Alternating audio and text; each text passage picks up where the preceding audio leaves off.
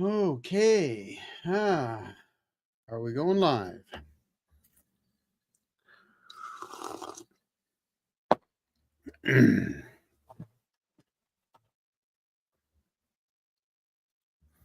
Hey, folks. I'm just getting started here, so bear with me.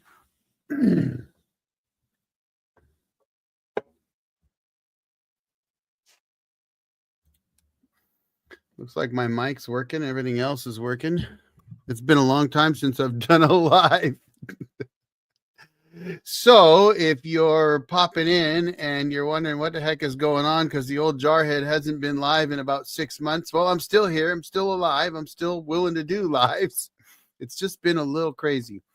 And I thought I would come in tonight. I've had a lot of questions and in the community page on various videos, all kinds of stuff. So I thought I would come in tonight and try to answer any questions that you have. So be sure to put your questions down in the chat right away. I do try to answer those in order. Of course, if you're a member or you do a super thanks, super chat, stickers, any of those things, of course, I'll jump to those for sure right away. But we will absolutely get going, answer any questions that you have. And I'm going to have at least one guest tonight. So I think you'll enjoy that. Charles, Fun Guy from Fun Guy's World, is going to join us tonight. And it's Fung Guy. I ought to give away at least something that he does. But if you watched my latest video, he was the faller that was out there with me. And I thought it would be fun to bring him on. And we'll chat a little bit here once we get going. So hang in there. I do see quite a few. US Freedom 5. Hi, how are you? Audrey's Appliance. How are you? Nice to see you guys. And again, if you've got questions, be sure to drop them down in the chat right away. I try to get to every single question. And you know what? I'm not a rocket scientist, but I try to answer what I can. If I don't know the answer, I do try to find out. And we'll see. We'll see how it goes. First of all, I wanted to say, thanks everybody for being here. It's been a while, I know. I was looking today to try to see how long it's been since I've done a live, my own live versus doing the sawmill forestry stuff that I do with Rick and Tim and the gang. But it's been since November since I've done a live, and I realized, wow, it's been a while. And that's actually it was December when I had my hand surgery done and I got my left hand rebuilt. So that may have been part of it. I kind of got out of the habit, I suppose, but it is what it is. But I think a lot of it too is just trying to get some things done. I've been very, very busy, and this year should be even busier as long as my back allows me to be busy. I did have a couple steroid injections recently to see if that'll help settle it down for a little while, but I'm not allowed to run my big chainsaw anymore. So for those that don't realize it, if you're a fairly new subscriber to the channel, I ran a sawmill for quite a while, and actually originally built this channel on sawmilling, DNR forestry stuff, and building my cabin in the woods. And I'd done a few videos on off-grid power because I built my own system, and I worked in telecom with DC power for almost 30 years, so kind of knew my way around DC power. But the switch really came because of my back and my inability to be able to keep running my sawmill the way I wanted to. So anyway, if you're curious about why there's all those sawmill videos out there, that's what I used to do a lot of. I was the most active sawyer in Eastern Washington at one point. So we've got, let's see, Sir TMG. Hey, I appreciate you being here, buddy. Nice to see you too. And again, if you got questions, be sure to ask them. So, okay, a couple changes have happened on the channel recently. One, I did switch from 3 videos a week to 2. I'll be honest, the reason I did that is I think I can make better videos if I'm not trying to put out 3 a week. I did 3 a week for, gosh, I think almost 2 years. And it got to the point where I realized that I really should be making better videos by now. And I thought, okay, we're going to drop her down to 2 a week, Tuesdays and Saturdays. You may see some Thursdays pop up if I have something that I decide that I want to bring out. But we're down to 2 a week so that I can devote more time to that. And because winter's over, spring is here, I will be doing some more out at the cabin. And I know there have been some questions about the power out at the cabin, and I'm going to try to do some more video on that. I know that I've had several questions about how it's all hooked up, how it's all wired together.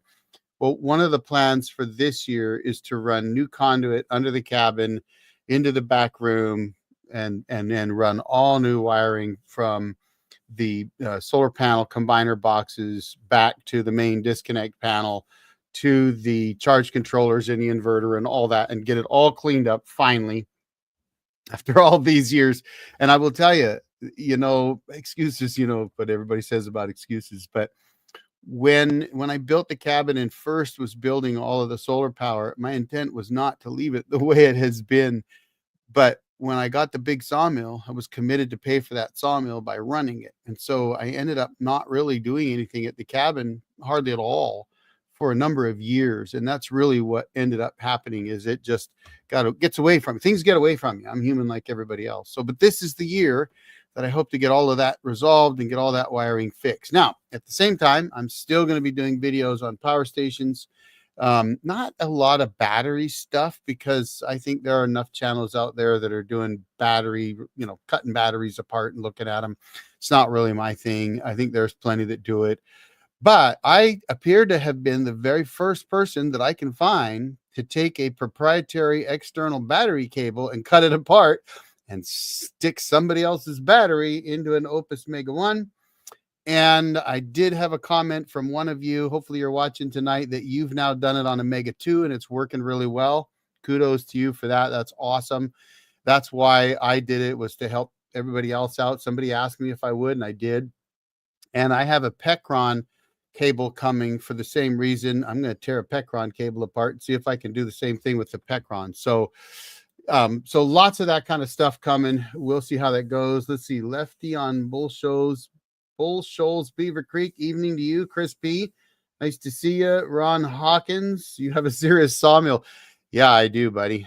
I love that sawmill. There is nothing better than running that LT40 hydraulic. That thing is awesome. Strange Days, evening, just sub today. Nice to see that. Thank you. I will be reviewing several of your videos so I can add extra power to my Bluetti in the most efficient way. Absolutely. Audrey Appliance, thank you. Howdy, Lefty. Let's see. Chris P, buddy. Wow, lots of chat. Good. Be sure to again, if you've got questions, throw them out there. I had a question from somebody today asking about paralleling batteries. So if you're out there and you're going to join tonight, be sure to get that question in. I'll do my best to answer it. I will tell you that things have changed a lot from when I first built my power at my cabin. In fact, they've even changed a lot from when I first did my first video a couple years or so ago about if I were to do it again, like what would it cost and what would it be if I built the exact same system again today with what you could get today. Well, the truth is, I almost really need to do that again, because I wouldn't use anything that I put in that previous video, except for maybe the solar panels. Stuff has changed so quickly. And while the tariffs have increased prices on things a little bit, it's not terrible right now. And I've seen some good news on that front. So I think that's going to be changing here before too long. So I'm not too worried about it. Some things may go up a little bit. I did get a notice from one of the battery manufacturers that their battery went up. I think it went up $30 or $40. But honestly, at the price of LifePo 4s, the way they had gotten so cheap, even at $229 for a 12.8 volt 100 amp hour LifePo 4 is not a bad deal.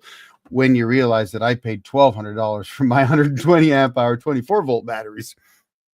Of course, they're supposed to be American made, so I don't know if that $1,200 was worth it, but I'll be honest with you. I would have rather taken the $3,600 I spent and bought like 3 5 kilowatt golf cart batteries at 48 volts and gone that route, and it still would have saved money. Oh, good. Is that you, Lefty, that had that question? Awesome. About doing parallel. So if you can put your question in the chat, that'll help me understand what it is that you want to know. And I will absolutely tell you. I'll tell you that there are a lot of folks that say you don't have to do some of the things I do when it comes to hooking up batteries in parallel. But I'm going to tell you this. If you buy a LifePo 4 battery today from a reasonably reputable manufacturer, they will give you the cabling for parallel and series parallel configurations. They give you diagrams. If you pick up a lead time, a Redodio, an XENY battery, probably cycling bad. And I might even have a book laying around here somewhere. I probably do, but my office is a mess. But they give you those. And I'm pretty sure they do it the way I do, which is pulling from positive and negatives off different batteries. And the way it was explained to me back in the day with lead acid batteries and AGMs is it's just making sure that you are, in fact, drawing equally off all batteries. Some people say you don't have to do that. So I just do it that way. I don't see how it can hurt. Can't hurt, frankly, because that's the way we do it in the telecom world and have been doing it that way for decades. So, and we've done big batteries, folks. I've worked on battery systems that were the size of your house. So, let's see. I received an American-made steel dustpan, and it's more like a seesaw that a dustpan won't even lay flat on the floor. That is too bad. I'm going to say though, and I don't want this tonight's live to get into a debate about all that kind of stuff, but American manufacturing has fallen down in a lot of ways over the past 5 decades. But that's because we've offshored all our manufacturing to the point that American manufacturers couldn't compete. That's just my opinion. But I graduated high school more than 40 years ago, and I can remember kids a couple years before me. They graduated in the late 70s. They could walk out of high school in the 10th grade even and go straight to work in a mill or a manufacturing plant and then work there for the rest of their lives, retire from that job. I graduated in 1983, and you couldn't do that. Everything started to change in the 70s. So, some manufacturing here in the U.S. is still awesome. I think the batteries I have, which are made by Big Battery, the guy that used to be the main guy at Outback for like the Outback charge controllers, which are awesome. Apparently, he's the one that started the Big Battery store, built those batteries. They seem like awesome batteries. I don't know, but okay. So anyway, let's see. My question was, let me put this up so we can have a look. My question was, would the Bluetooth on 2 battery function correctly after you parallel them? And my small 2 lead time battery bank I just put together discharged at a slight different. Okay, so I see 2 questions here. If the batteries are the same manufacturer, which they should be ideally, although I know like guys like Wilpros have shown you can do different manufacturers and parallel them and they work fine. But the recommendation is pretty much always to try to use the same manufacturer. If you're using the same manufacturer, you're using their Bluetooth app, there's no reason it shouldn't work. It should work just fine. You have to select the different batteries though, right? Like that's why I put a battery monitor in my camper, because with the Bluetooth app, you can only look at one battery at a time. And that's fine. If you want to dig down, look at the battery cells or something on that battery, you could do that. Those apps are nice for that. If you only have one battery, they're great for that. But if you run multiple batteries, even just 2, frankly, I prefer a battery monitor that gives me state of charge, voltage, draw, all that kind of stuff. And then I don't have to mess with the Bluetooth app and switch from, one battery to the next. You can still do that. There's nothing to stop you from doing that. But the monitor, in my opinion, is just a better way to go. I don't know if that answered your question or not, but yes, it should function correctly after you parallel them. I know it will because my batteries in my camper, which are Vetra heated LifePo 4 batteries, the Bluetooth works perfectly fine, and they're paralleled, and they have a monitor, a wired monitor, battery monitor that I can look at. So if you go back and you look at that video, you'll see that I put that monitor in, but I still can use my Bluetooth. I could probably pull them up. Let's find out if I could pull them up right here. That'd be funny, wouldn't it? If I could sitting here in my office, not too far from the camper, if I could pull up my Vetra batteries. I want to see if that'll work. Here we go. Here's the screen. Oh, look at that. I can see it. Let's see. Is it going to work? You can see that it sees them. It's on dashboard. Look at that. State of charge 100%. So I'm sitting probably 30, 40 feet from where my camper is outside, and those batteries are paralleled with the monitor. And I just pulled one up right here and showed it to you. So yes, that should work. You said, and my small 2 lead time battery bank I just put together discharge at a slightly different. Not seeing the whole thing here. Slightly. It just says slightly different. Let me go down below that. 10% beginning, 5% at the end. By the end of the total discharge, voltage matched. Time they died the same time and to charge the same rate all the way around. So if you're if you have 2 or more batteries parallel together, they should discharge and charge at the same rate. But the first thing you need to do is have the batteries at 100%, and the voltages should be at least within 1/2 of a volt of one another when you connect them together in parallel. Then it's actually best with LiFePo Force to let them sit for a little bit. And I'm not talking weeks or months or anything, but the BMSs will balance out the cells. And so if both are at 100%, they should then balance out. Then if you hook them up and you draw cross, and this is why I draw across parallel batteries. So like what a lot of people will do is they'll say, no, you don't have to do that. You have this battery and that battery. And if you draw off this one, it'll draw off this at the same time. I don't do that. I'll go negative on this one, positive on this one, so that it has to draw across the entire parallel string. Then that's about as good a guarantee you can get that they're going to draw evenly, because they can't draw unevenly. So I don't know if you can think about it. My 2 hands is 2 batteries, and I've got a positive and a negative on each battery, right? So if I go positive to positive and negative to negative, that's parallel, right?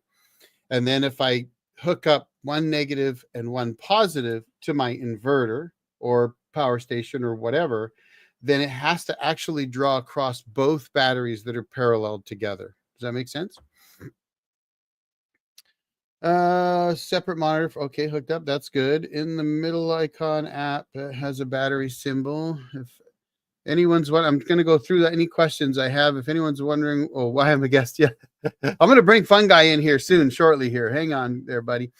Charles is a good guy. He helped me out a ton recently. Let's see. They started $100 volt difference. 24, 100, point 100%, 0 or 0.01 volt difference.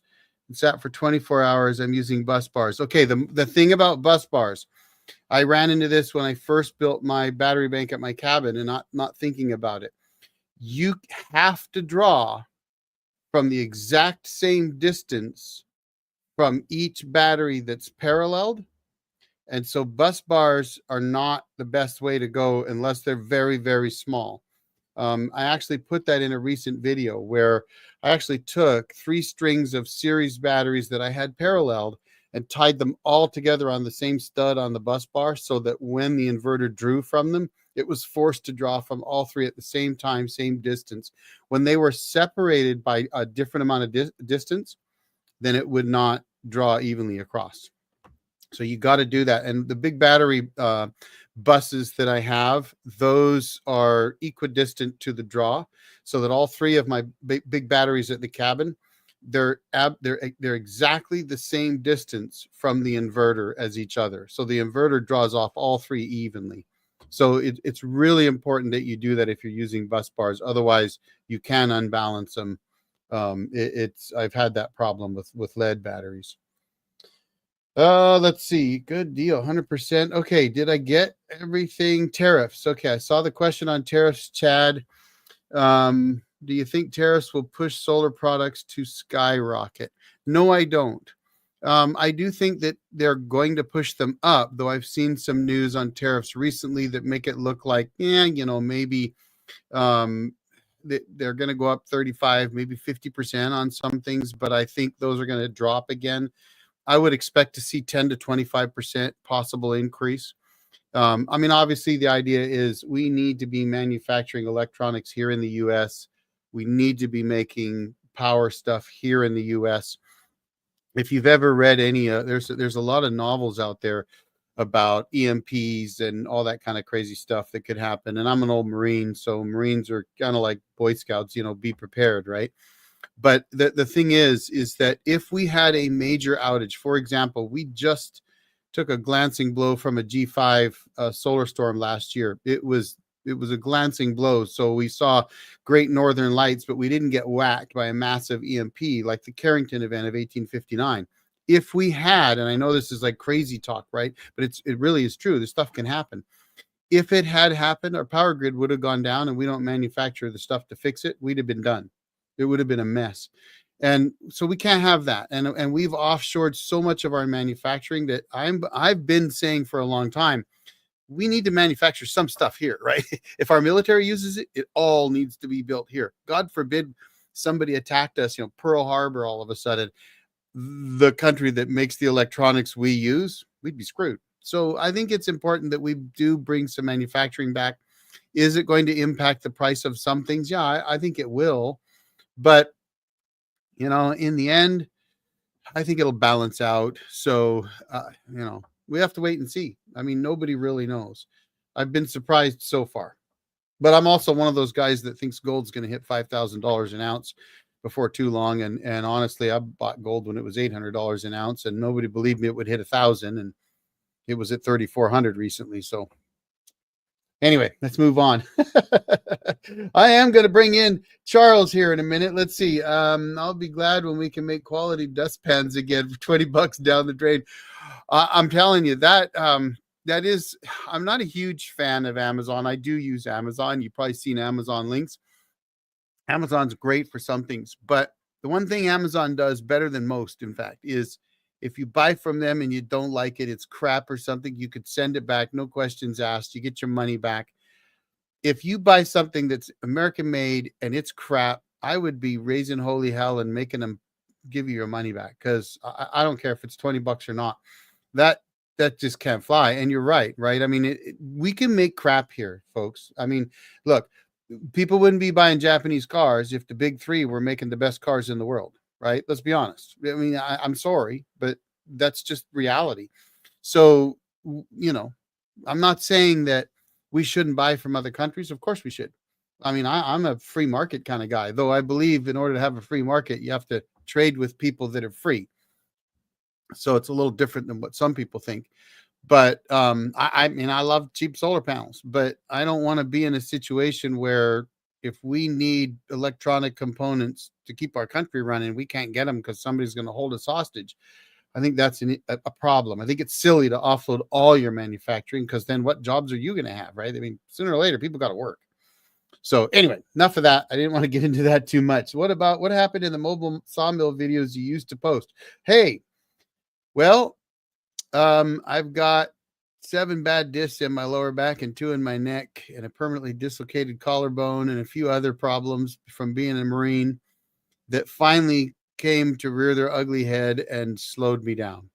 So I was the most active sawyer in Eastern Washington for a couple of years, 2 or 3 years, and I was out hitting the logs. I loved it. I really enjoyed it. Customers would call it the Old Jarhead Sawdust Roadshow. And I was having such a great time. The truth is, though, I started sawmilling because of cabin building. I wanted to build my cabin, the one in the picture behind me. But I just loved running the sawmill. But unfortunately, my body does not love me running the sawmill on the road. I can still run it at my cabin, and I will. In fact, there was a recent sawmill video for those that like those. And I'm going to bring in Charles here shortly, because I'm going to be doing some more sawmilling. So it's not all, my channel is a bit of a variety channel for those that don't know it. Yeah, I do power stations and DC power type stuff for off-grid power. It's all off-grid. I'm not interested in grid tie. I'm a crazy jarhead. I'd rather be out in the woods somewhere as far from the grid as I could possibly be. So Washington, yeah, Chris, it is in Washington State. So since I told him I was going to bring him in, and I've gone for 20 minutes already, folks, I'm going to bring in Charles, fun guy. And the reason I wanted to bring him in tonight is we had such a good time up at the cabin last weekend. I've got to tell you, I've been falling trees out there for a long time, and my body just won't let me do it anymore. And I needed to find somebody who could come out and knock some trees down.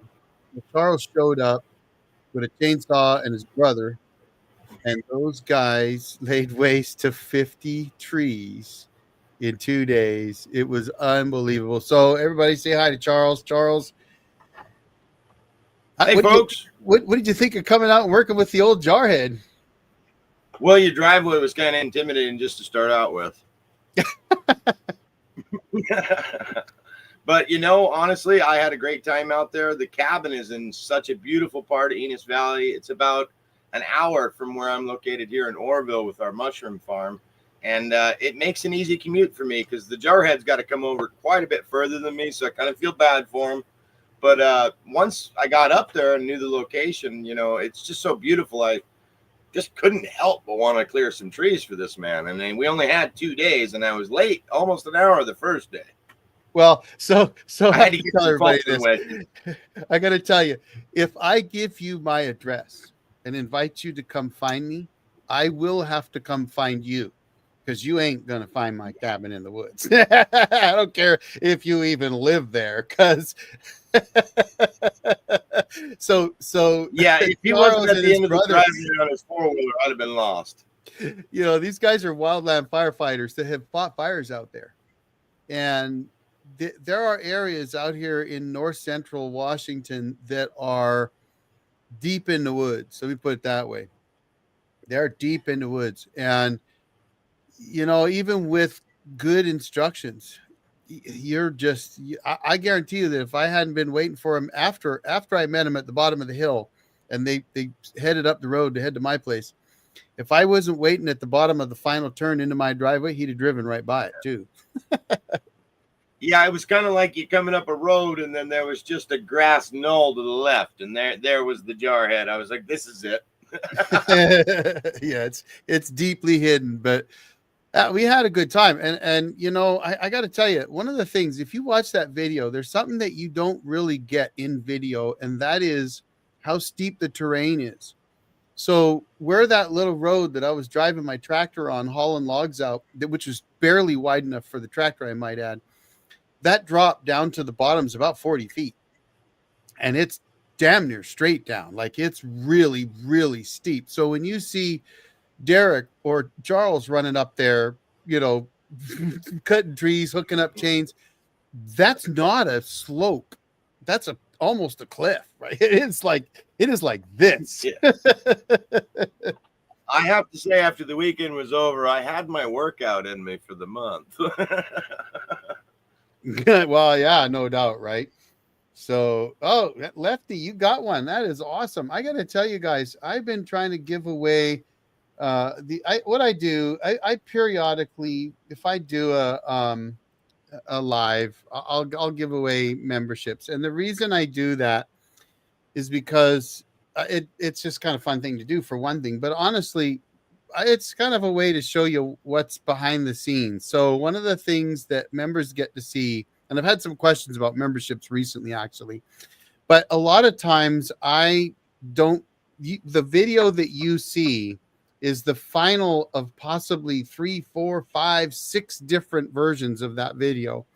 And the reason is that when I cut a video, it could be over an hour or two of concentrated video clips that I then start to put together. And eventually I might get it down to around 20 minutes.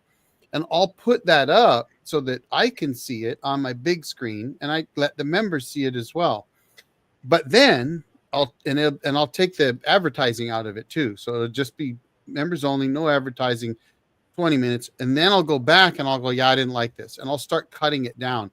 And eventually I'll get it cut down to somewhere between 10 and 12 or 14 minutes, somewhere in that range. And that's the one that eventually goes live to everybody. So there's a lot of content like that that's kind of hidden in the back that would not play well on YouTube. Like YouTube it just doesn't work, right? If I were to do that on YouTube, I wouldn't get any views at all because they'd shut me down.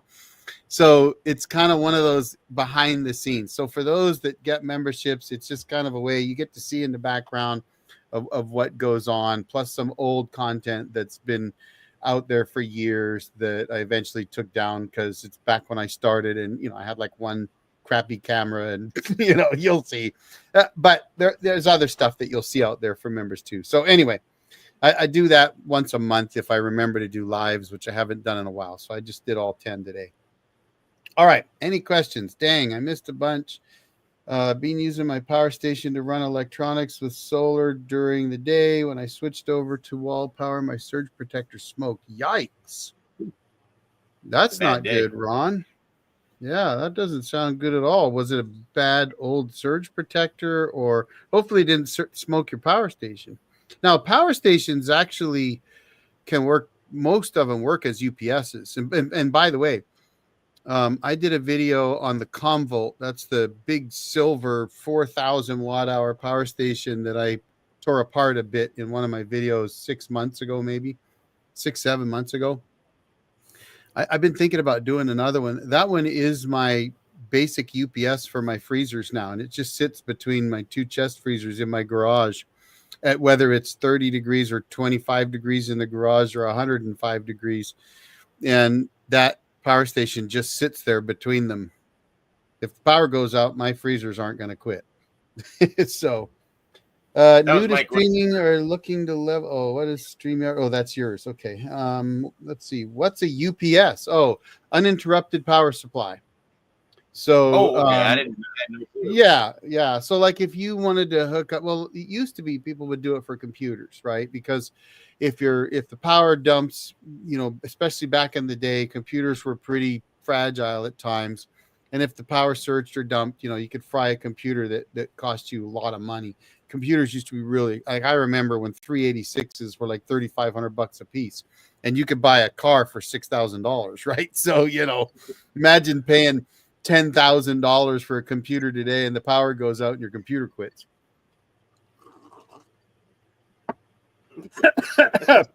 Right, Chris? I don't know. I give away 10 free membership and the comments die. Good point. Yeah. Maybe I shouldn't do that anymore. It could have been my again, fault, folks, yeah. If you got questions, guys, absolutely ask him. By the way, so Charles runs at least 2 or 3 channels. One is Fun Guy's World. Now, there's a reason why it's Fung with a G, because he's actually a mushroom farmer. And when he told me that, I was kind of like, what? What, you farming mushrooms? But I know the area. So there are some pretty big garlic growers out in the Okanagan as well. And the Okanagan's really, really known for apples and peaches and fruits. Well, so he was telling me about this. He's got a fungi farm, right? A mushroom farm. And it was pretty cool. So, one of these days he's going to need some backup power for that. Yeah. Well, we've got a roof the size of about 6 football fields, so we're ready for you. We'll let you set up everything you can think of. Right. U.S. Freedom 5. What membership? We do grow gourmet mushrooms down here in Orville, and we fill all the stores with them locally. So if you're into gourmet products like fresh mushrooms, or if you've got a little catering business or something along those lines, or even if you're just into using seasonings, we've got a new seasoning lineup out there too. So just check them out. You can get them online at fungifarms.com. So let me. Are you going to go over your TO? Are you going to? I'm not sure what JCP is asking, but Freedom 5. So Freedom 5, to answer your question, my email is actually out there on YouTube. So, and you will find that if you email me, I answer my emails. So the gentleman who wanted me to take the Opus Mega 1 external battery cable and hack it apart emailed me about it. And I think I'd mentioned it at once in one of my videos, and I was thinking about doing it. And his name's Kevin, and Kevin actually emailed me with that email. You'll see that there's an email address. You can either email Sawyer, which this might throw you off, but it's Sawyer at manlyportablemilling.com, because that's what I was doing. You can also email the Old Jarhead at manlyportablemilling.com, but you'll see that on the About page on YouTube. And anybody can email me, though I do have a membership level, the highest membership level, that I have decided that when I start getting members there, they will get a dedicated email, and eventually I'll have to shut off let's face it, if I got lucky and became like one of these big guys that has 1 million subscribers, I couldn't possibly answer all those emails. So, but for now I do. I answer every comment, every email. As far as phone calls go, if you're at the highest level of membership, I would absolutely take phone calls from you. I don't put a time frame on those. I've actually talked to subscribers before, um, but and no, it's okay. Don't apologize. But I'll pop this one up so everybody can see what I'm talking about. But if you go to if on any video, if you look at any video, even this live stream right now, you will notice that over by my name, the Old Jarhead, under the video, there's something that says join. And if you click that, that will actually tell you, it'll give you the levels of memberships and all that kind of stuff. So you can check that out. But yeah, anyway, if you have any questions more about that, feel free to ask. And again, you can email me off the About page. I answer emails. I really do. Let's see, sorry, have you covered your many panel setup and what it is running? So if you're talking about the panels behind me, I have actually a few videos on those, but real quick, actually, if I move my head, you'll notice there's panels missing. That's an older picture. That picture's from about 2017, maybe 2016, 2017, around there. So the panel that is up here on the roof, there's actually 6 up there now. Those are 305 watt panels that are 24 volt nominal, so they're like 36 volt panels. There are 6 of them. They're in series parallel, two in series and 3 sets of 2 in parallel, combined through a combiner box, and those go to an Outback FlexMax 80 charge controller. And of course, then that feeds my 3 batteries, my 3 LiFePo 4 batteries. They're 120 amp hour, 24 volt LiFePo 4s. You'll see them in my latest video. When I walk down into that back room, I look right at them. So that's what those are. And then these panels right here are my original panels that I put up in 2010. Those are 3 205 watt, 18.54 volt poly panels that I put up there in series. So they put out, really truthfully, about 60 volts most of the time when the sun's hitting them hard. And those go back to currently a Bateria 60 amp charge controller, MPPT. They actually ran to a Morningstar TriStar 60 MPPT charge controller from 2010 to 2014. And the only reason I took it down was because Bateria wanted me to play with their charge controller. And I thought, why not? It's got Bluetooth, could be fun. And it is working pretty well for $100. I'm kind of impressed. So, but anyway, that's where those are going. And then the one that you see right there, that is actually a pop can solar heater that I built. And it worked so well that it vaporized the insulation inside of it, and I need to tear it apart and rebuild it. So, but hopefully that answers that question for you. If you have others, there are videos. If you go in my cabin power, there's a couple playlists. One of them should be here. Let me tell you what it is. I'll go and I'll look for you real quick.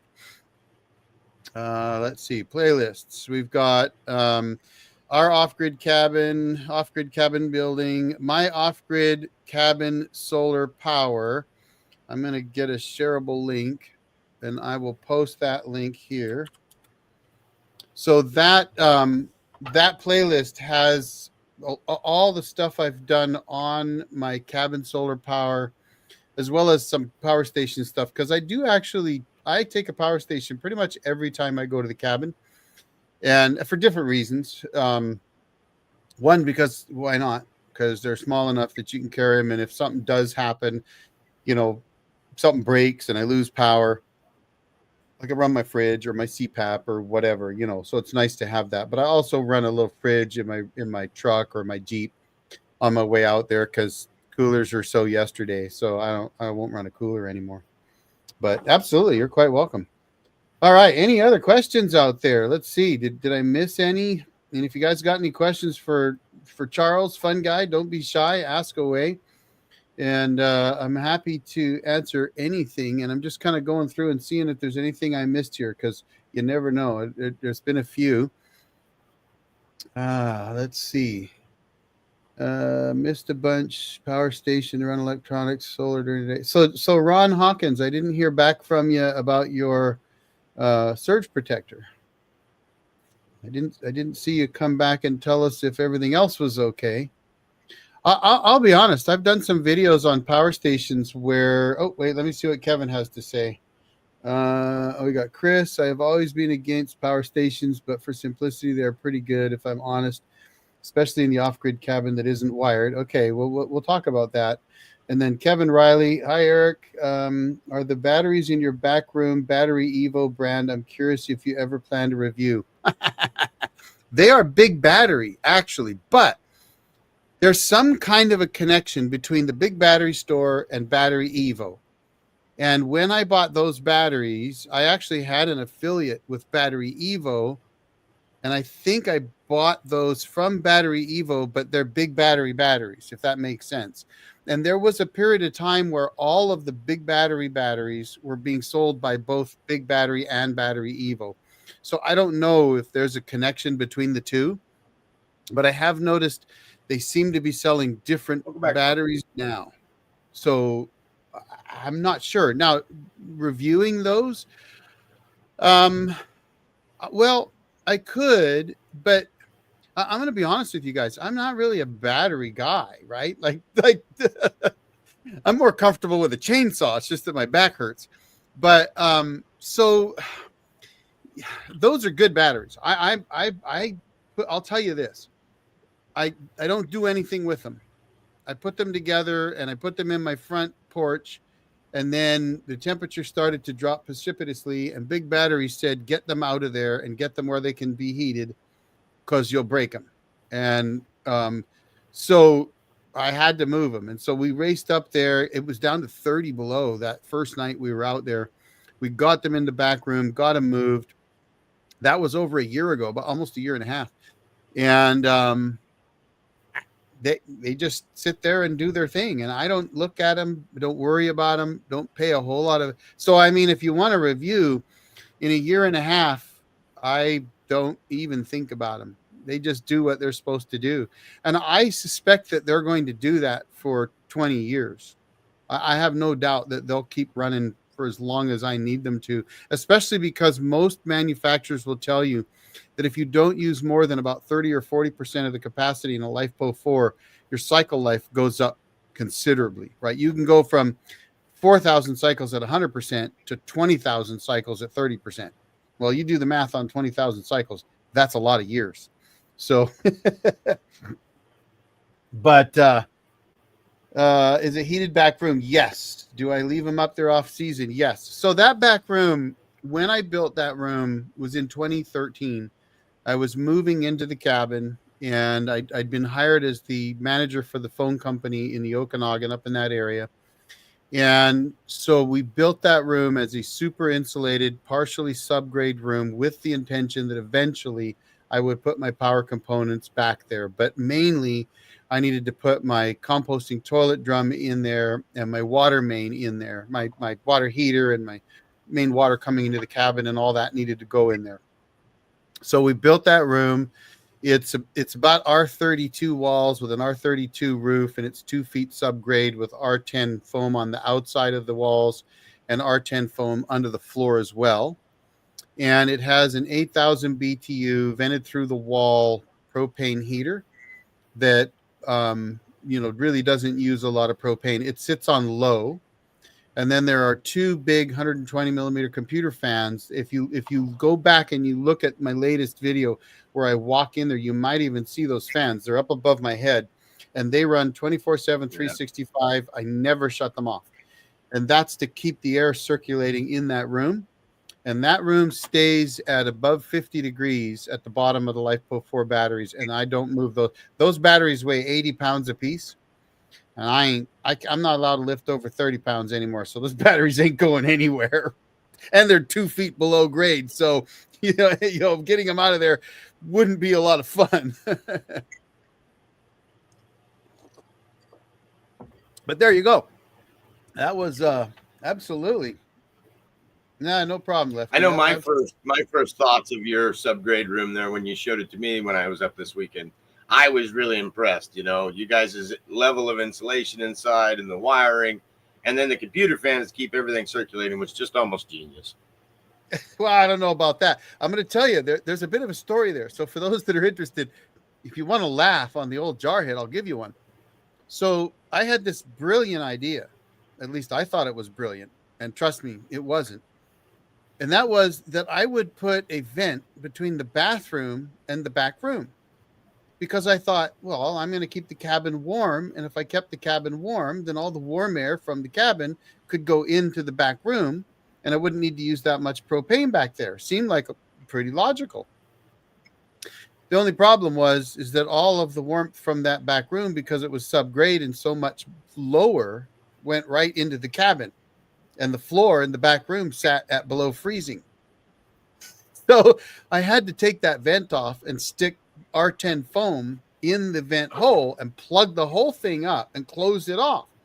So that helped. But then it was 80 degrees at the top of that room and about 25 degrees at the floor. So all that insulation and everything else I didn't stop the fact that if it is 20 below outside, you could be 25 degrees at the floor if you don't have any air circulation in the room. And I, out of desperation, thought, well, what if I put 2 fans in the ceiling and just pointed them at the floor? Would that work? Would that circulate the air enough to make that work? Well, I got lucky. It worked. And it was pure luck. I mean, honestly, that room, I had fits over that room because I had all these big plans and they weren't working. You know what I mean? It was a 45-degree difference when it's 20 below outside and 25 degrees on the floor. But 25 degrees isn't very good when your water's coming through that floor, coming into your cabin. Oh, and I blew up my first hot water heater. It was an instant on hot water heater. Blew that up too, because when it's 20 below zero out, that cold air likes to come down the chimney of the hot water heater. And all that water that's sitting in those copper pipes then freezes and expands and blows the whole thing up. So, yeah, in the wintertime, that gets shut off because it can get cold up there. It can get below 30 below up there. And then your hot water is done on the wood stove. But otherwise, that room's done really well. I mean, you know, it keeps my batteries warm. They stay at 50 plus degrees year round. And yes, you know, you're right. Whoever said, Kevin said, you know, easier on my back if I don't move them. Yeah, exactly. I ain't moving them. Now, I will tell you that I have a neighbor that's right next to me. He's got the 50 acres below me. And when I needed to put those batteries in there, I had 12 golf cart batteries that were about 8 years old. And they still had some life left in them. So I gave him those golf cart batteries in exchange for him moving them all. That was the deal. You come up and you put my LifePo 4s in the porch for me, and you pull all the golf cart batteries out. You can have the golf cart batteries, the cables, the copper that goes with them for the bus bar. You have all. So that was the deal. I'm at that point in life where I have to let somebody else do it. That's why Charles is here. I mean, I love running a chainsaw. I love doing that kind of work. But I will tell you guys this. Never in the 16 years we've had that property have I ever dropped 50 trees in one weekend. I don't know that I've dropped 50 trees in a whole entire year. Watch my video. I can't tell Darcy, but you did drop one tree with your tractor. I had a tractor fall. Yeah, but it was already cut though. Yeah. I watched it. I was like, he couldn't help himself. He had to fall one of them. And I did bring my saw out and buck some branches up. That's true. But you know, my camera died. That's another challenge with making video, is that I set up, and I was so upset, folks. I got to tell you, there was that big split fir that we dropped between Darcy's tree and the ground mount solar panels. It was a big tree, and it didn't want to fall that way. It really wanted to fall on the cabin.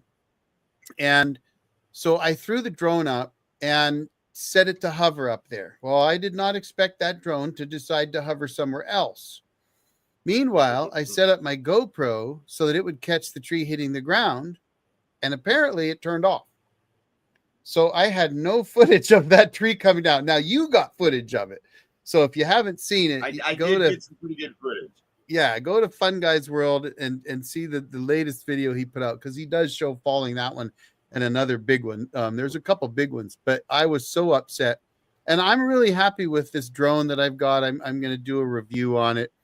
Um, but you know, that pissed me off. I'm not a drone guy, right? I'm just learning how to use these things.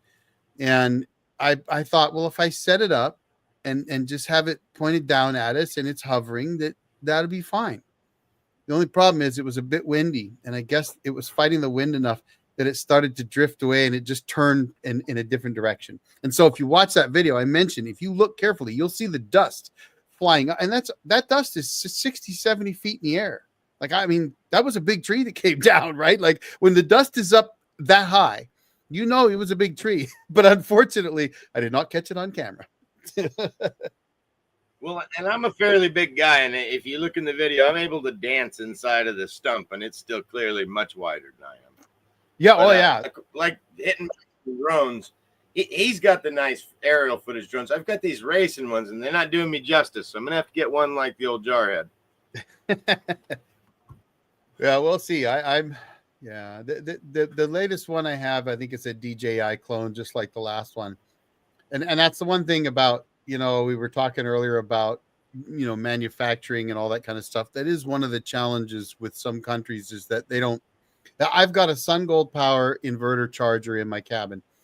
I had an Ames 4,000 watt low frequency inverter from 2013 until about a year and a half ago. And it works fine. It's perfectly fine. Great inverter. I think Ames is one of the top inverter companies out there, especially when it comes to low frequency inverters. They're bulletproof, right? You're not going to break an Ames.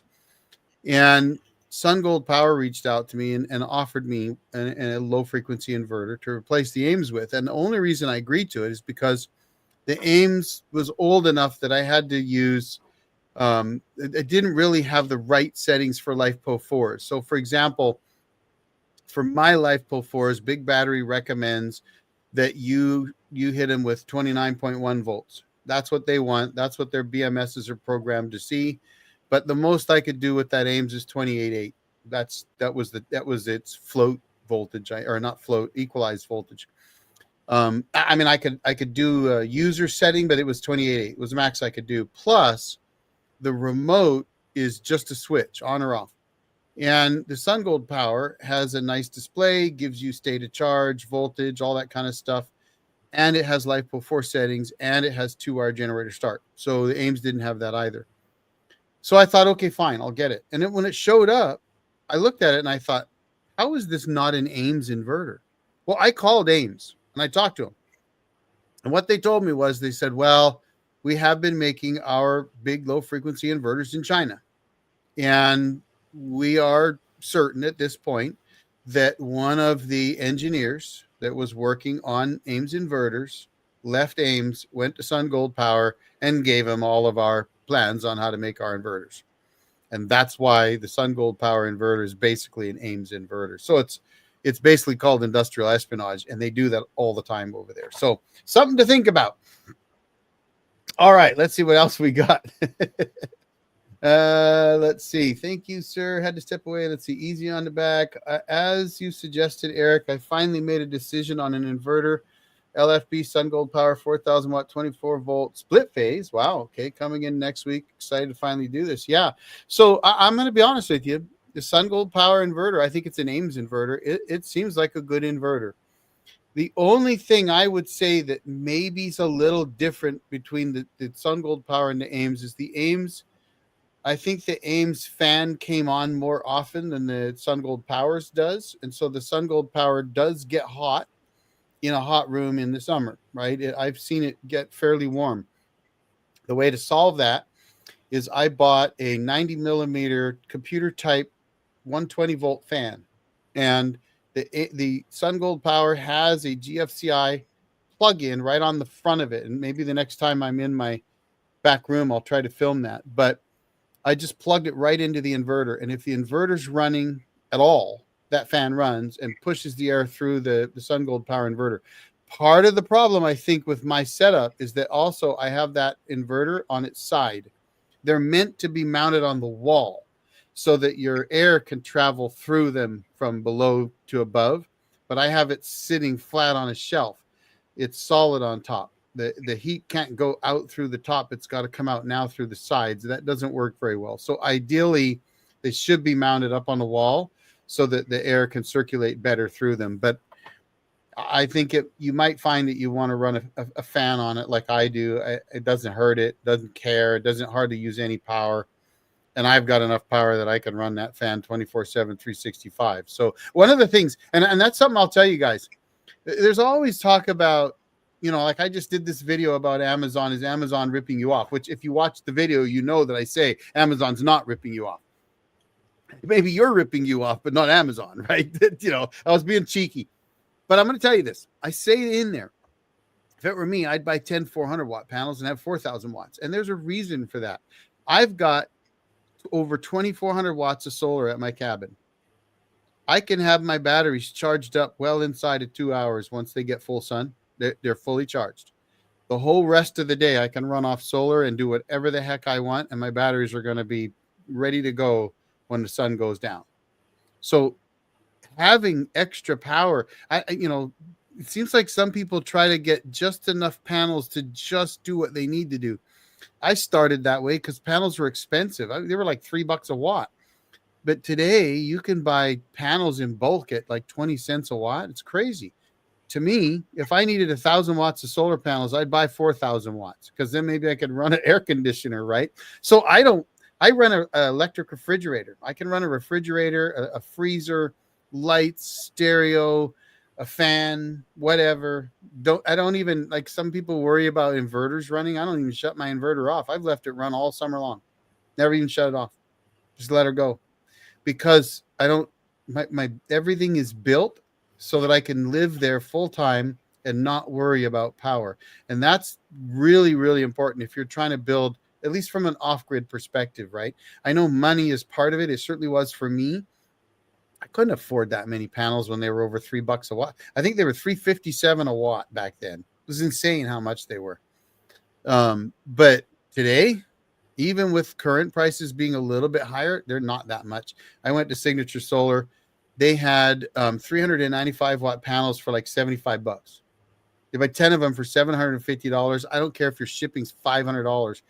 That's still only $1,200 for 4,000 watts. Are you kidding me? I'd get that in a heartbeat and stack every one of those panels up somewhere and have 4,000 watts of power coming in with full sun, or I'd put them facing 3 different directions so that I had, 1,200 watts in the morning and 1,200 watts in the evening and 1,600 watts during the middle part of the day or whatever, right? Like I would figure out a way to set them up so that I had that much power all day long. And that's, to me, the way to go, right? Let's see. Vertical or horizontal on the wall? Horizontal, long this way. So it's just the way mine, if you look at my back room, when I walk into my latest video, you'll see it. It's sitting on the shelf like this. It needs to be picked up and bolted to the wall that way. The tabs are done that way. It's the way they're meant to be. And I need to do that. So that's the way I would do it. What do we do for fun and our off time way up yonder? Y'all got good fishing. Well, let's see what Fun Guy does.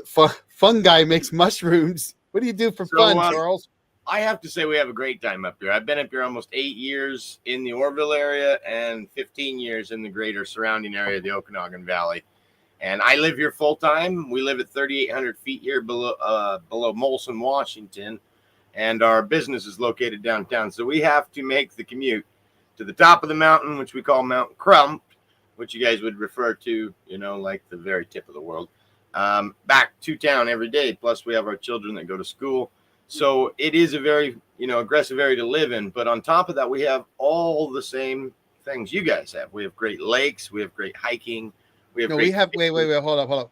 No, there's nothing up there that anybody would want. Up here? Oh yeah, stay away. Now, I got to tell you guys, when Charles says that he lives near Molson, you don't understand. I think the population of Molson is probably like 5. Yeah, maybe less Molson is, in my opinion, one of the best ghost town places to visit in Washington State. They have a school that was shut down. I think it was in like 1969 or something like that. and then let sit for a long time, and they eventually turned it into a museum. Now you have to understand, Molson, Washington, I don't know, does it have a population of 20? I think there's a few historical people that are still there. I helped put back the Historical. community center. You know, I mean, real historical people. yeah, I mean, there's not, you're not, I don't even, there's no store there. Oh, no, there is. There's one little store, right? No, Not can't anymore. remember. No, Not anymore. no. I think there's a like a donation library area. It's a small Yeah, I box remember that you can seeing put that. books Yeah. in and out of. There really isn't much there other than just some things to look at. You know, it's a ghost town, like you said. Yeah, it is. And it's awesome, though. I will tell you that area. So, for those that don't know, North Central Washington, there was a lot of gold rush stuff up there. And you've got some really neat little towns, Chesaw. You've got the ghost town of Bodie. You've got Molson. Molson's awesome. I love that. Nighthawk. I've been there 2 or 3 times. Yeah, Nighthawk I haven't made it to yet. That area had burned really bad when I was up running around looking for ghost towns. But then you've got the old Terota Creek area, Terota, Republic, Tenasket, Oroville, Loomis is great. There's and I mean, I don't want to tell you guys how beautiful it is, but if you've seen some of my drone shots, it's beautiful. It's gorgeous up there. And the fishing depends on where you go. I did notice there's a lake I used to love to fish called Crawfish Lake. That one, I think they're trying to get it fished out. So there's not much left there, but usually there's really good fishing. But you've also got the Okanagan River. You've also got the Columbia River, not far, just a little south. Roosevelt Lake. You got Omak Lake. I'm telling you, it's beautiful, beautiful. This is the Okanagan. So if you've never heard of the Okanagan, look it up. The Okanagan is like a banana belt of the north central Washington and south central British Columbia. Beautiful, beautiful area. Lots of fruit. It's a gorgeous area, and any kind of hunting, fishing, camping, wheeling, boating, hiking, snowmobiling, skiing. We're the Mecca. But I'll tell you this: there ain't no malls. There's no malls. But I was a manager, right? I was a manager for the phone company out of Omak, and I used to, have an open position, try to hire somebody. So the guy would get on an interview, and he'd be like, "Oh, I want to hunt and fish, and I love all that kind of stuff." And then he would say, "Well, my wife asks, where's the nearest mall?" And I'd go, "Well, I think Wenatchee's 100 miles south." And they'd go, "What? 100 miles to the nearest mall?" Yeah. Yeah. But we have a Home Depot and a Walmart and a Safeway. Yeah, even that's still almost an hour and a half from where I'm located. I'm right on the Canadian border, so the A's flow in the wind, if you know what I mean. Yeah. So Kevin, the nearest airport, I think you can fly into Omak, but probably Spokane, or if you flew into Spokane, then you could travel west through Colville and Republic and come in from that side. Beautiful area. About 4 hours. Yeah. I mean, you could also fly into Wenatchee, which would then you could go up through Lake Chelan. Beautiful, beautiful area there. Good fishing, good skiing, you name it.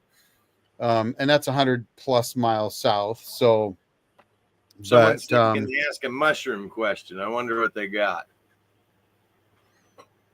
Let me see real quick. In the near future. So first of all, Strange Days. Thank you so much for that. In the near future, I hope I can contact you for some guidance. I'm trying to finish off my off-grid system and could use a little help. Thanks. Absolutely. Like I said, if you go to my about page on YouTube, my email address is there. Sawyer@manlyportablemilling.com. Absolutely shoot me an email. I'd love to help you out. That's what I do. I mean, I don't know, people do YouTube and probably there's a lot of platitudes out there. The truth is, the reason I do it is I just love to help people out. That's what I do. And I think that's why I really like Charles a lot and why he's on with us tonight. Because I'm telling you guys, you don't understand. I have worked on my property since 2009, and I live at 400 feet in elevation. So when I drive up there now, because I don't live up there anymore, that's 3,200 feet. So there's a bit of an elevation change, and it takes me a little bit to get used to it. But even in good shape, when I was riding mountain bike every day and walking every day, and I was down to like 227 pounds, which for me is a pretty good weight right now. It used to be big. It used to be a big weightlifter. Not anymore, of course, right? But going up and down those steep hills like that, hauling a chainsaw, you got to be in shape. Anyway, let's see what we got here. I see everyone getting morals. My 40 acres is rocky and red dirt, and I haven't found a single one. Well, Ron, didn't you say where are you at, Ron? And yes, you can ask mushroom questions of Charles here. Well, I have to say, typically with the morels, we see them in fire areas, so it won't be the same year as the fire. So if you're to make a small fire in your backyard around your shrubs and bushes, usually the following year that'll activate the spawn, and you'll start to get morels in that shaded area. Yeah, but does it need to be a wet climate, or because if you're talking red dirt, you must be down south. Says he sees everyone else getting morels. I would say, if they're getting them around your area and, your neighbors are picking them and whatnot, they're probably looking in the lower river valleys and along areas that fire has already spread through previous years. Now, where are you that has red dirt? Because that sounds like Georgia to me. And then Audrey's Appliance, you're a moral. Is it morals or morals? I always call them morals. Oh, Oklahoma. Morels. Yeah, that'd be red dirt. Oklahoma, yeah. What else you guys got? And don't, Chris says, don't threaten a South Carolina boy with a good time. Well, it's a little bit different kind of a good time, though, because I spent many years in North Carolina, and I have a daughter in South Carolina now, and it's muggy and sticky, and the bugs are like that big. I'm going to tell you, this is the truth. I left Camp Lejeune in 1991 and drove west out of Lejeune, and it was about 3:00 in the morning, and we just must have hit the perfect time for the beetles to come out. And it was like when you're driving down this 2-lane little road, if you could imagine driving on top of small skulls that were popping. I mean, it was like this. You could hear the crunch of the beetles under your tires, right? Crack, crack, crack, crack, crack, crack, crack, going down the road. And if they hit the windshield, you duck because they're this big. I'm like, what the hell? Who lives in a place where the beetles look like Volkswagens? Like, what the hell? I have to share a quick story on that feat. I decided to take my wife up to Molson, Washington here on the motorcycle last year, and I talked her into it, how it was going to be a good time. Just after we got up past Molson on the way towards Chesaw there, the grasshoppers started popping up off the road about this big, and we were doing about 50, and I had the same feeling. I thought, who would even ride here? They just bang, bang, bang, bang, bang. It was not right. You get grasshopper juice on your glasses. It was everywhere. It was in the radiator. It was all over the bike. I thought, man, what was I thinking? But how was I supposed to know there's a pack of cicadas flying through the road? I'm telling you, the Carolinas are bad, though. They're. I swear to God, they're bad. Now, if you come up here, you don't have that humidity, so the humidity here is considerably less. And if it rains up here, it cools down, and you don't have to put your air conditioning on. And if anybody doesn't know what I'm talking about, you just haven't been in the South. Because see, up here in the north, in the Pacific Northwest, if it rains, it gets cooler, and it smells good, and it's wonderful. And you open your windows up, and it's a beautiful time. In North Carolina, if it rains, you turn your air conditioning on, because that just means that the humidity went up so high, all your windows are fogged up, and it's still 90 degrees out. Oh, good Lord. A controlled burn. Ron, it sounds like that's what Charles is saying. You need a little bit of a burn there to get them growing the next year. Yeah, just be safe about it, rake out a lot of the heavies, just leave some of the down and duff around your gardening area and just kind of do a controlled burn as you go through there. And you'll be surprised what you'll be picking next year. Here's a question for you, because I've had guys say that they do something with wood where they soak the wood or something, and then they put the spores in the wood. So how are you growing yours? Are you doing it in dirt, or what are you doing? So over here in Eastern Washington area, I can get straw for a fair price. So I get 1,000-pound bale of straw, and actually we ordered up 55 tons of straw at once and put it in the warehouse. we use chopped straw to replicate hardwood substrate. So I found that the oyster mushrooms and a few other strains of mushrooms will grow very well on a replicated substrate. So as using hardwood, as you're suggesting, where guys will soak it and then they'll drill holes and put their mycelium in the holes, and then they put beeswax over the holes. That takes about 18 months for that log to propagate all the way to where you'll start fruiting mushrooms out of it, which is a lot of time. And a guy like me, I'm not waiting around that long. So we replicated chopped straw, and we just kind of get it all chopped up, and then we process it under hot water. So we bring it up to about 180 degrees, and we'll soak it 55 minutes. Then we'll pull it out the drink like a big tea bag and let it drain. And then we'll take our substrates, our spawns, and we'll add whatever flavor of mushroom we're trying to grow that day. We'll mix it together. And if you guys go over to Fungi's Farms, not Fungi's World, you will see that. There's a lot of videos on how to procreate your mushrooms at home and how to bag them, grow them, and even pick them. So yeah, I mean, so that's really what you were doing. I watched a video where you and another guy were doing something with straw, and I was like, what are we doing? Oh, that was Matt Brown from the Alaskan Bush People. We had them down recently. Gotcha. Yeah, I was kind of a local celebrity here in Oroville, kind of like I am. Yeah, I remember when they moved down from Alaska. I'm like, okay. Yeah, they were over here living across from me, the next mountain range over, in the same altitude, and they were pretending it was Alaska still. And I really enjoyed the show.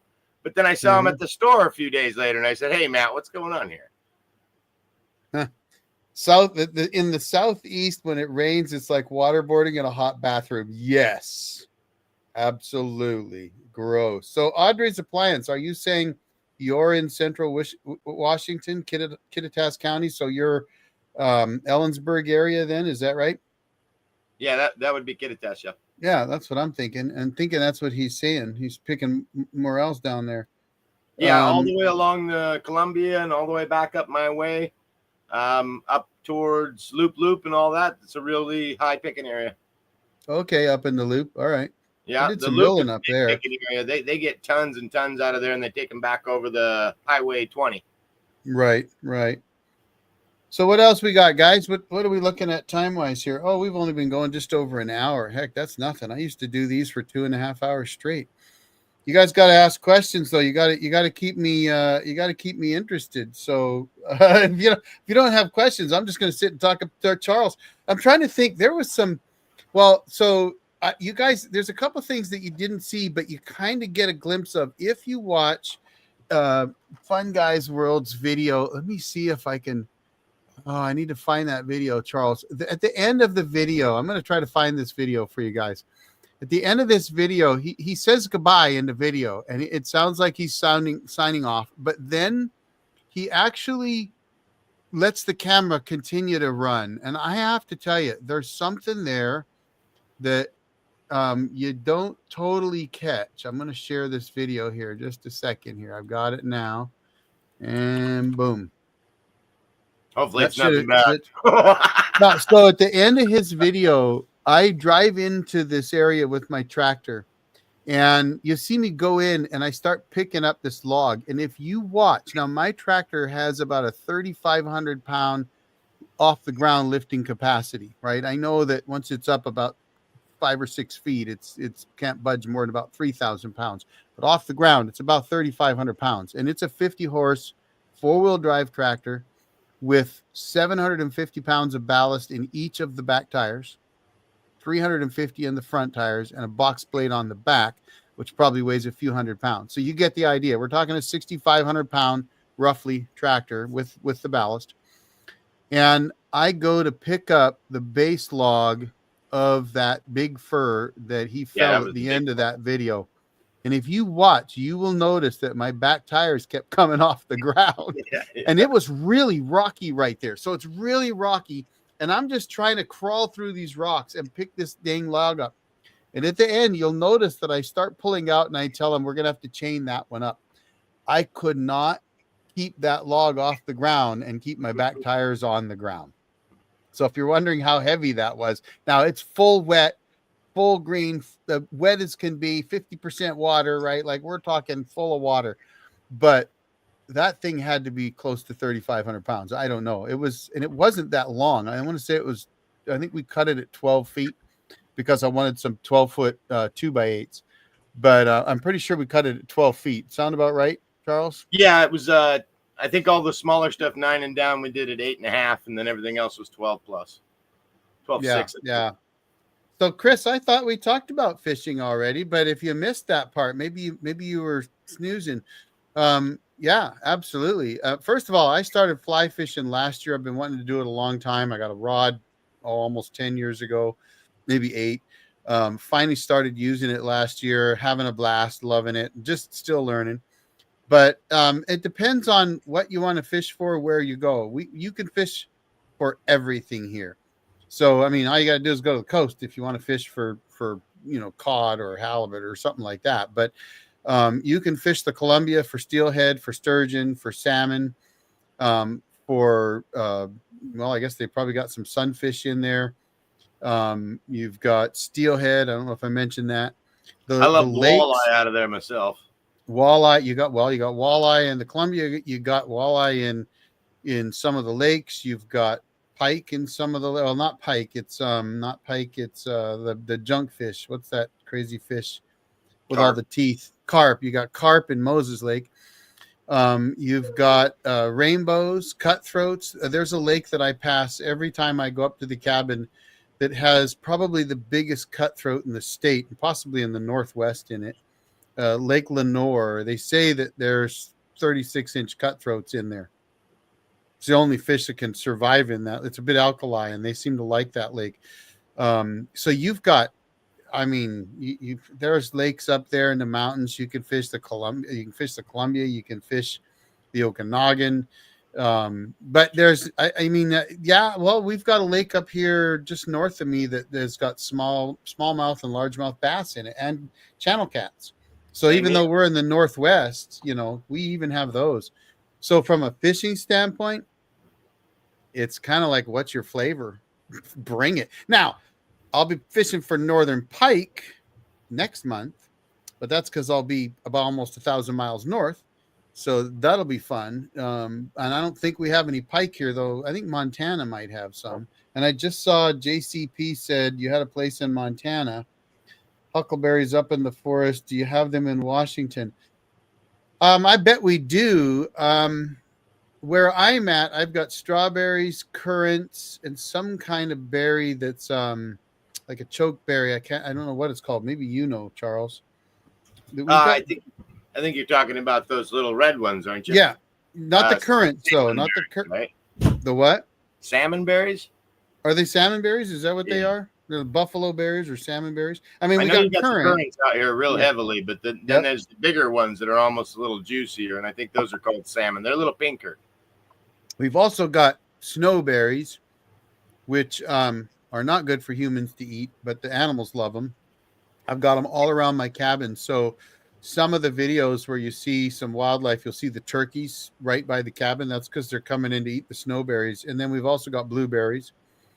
Though I'm not sure if I've got any around the cabin right now, but, and of course on the coast, you've got blackberries anywhere where there's enough water. But yeah. Oh, another one's Oregon grape. We've got Oregon grape up here all over the place too, which is really awesome.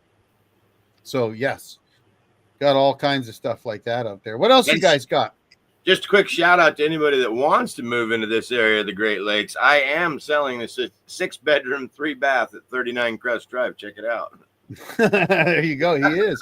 How many acres are you selling up there? That's 20.8 acres, 6-bedroom, 3-bath. It's a 2-story barn I built next to it, all hand built. Round pen, 20 acres fenced for the horses.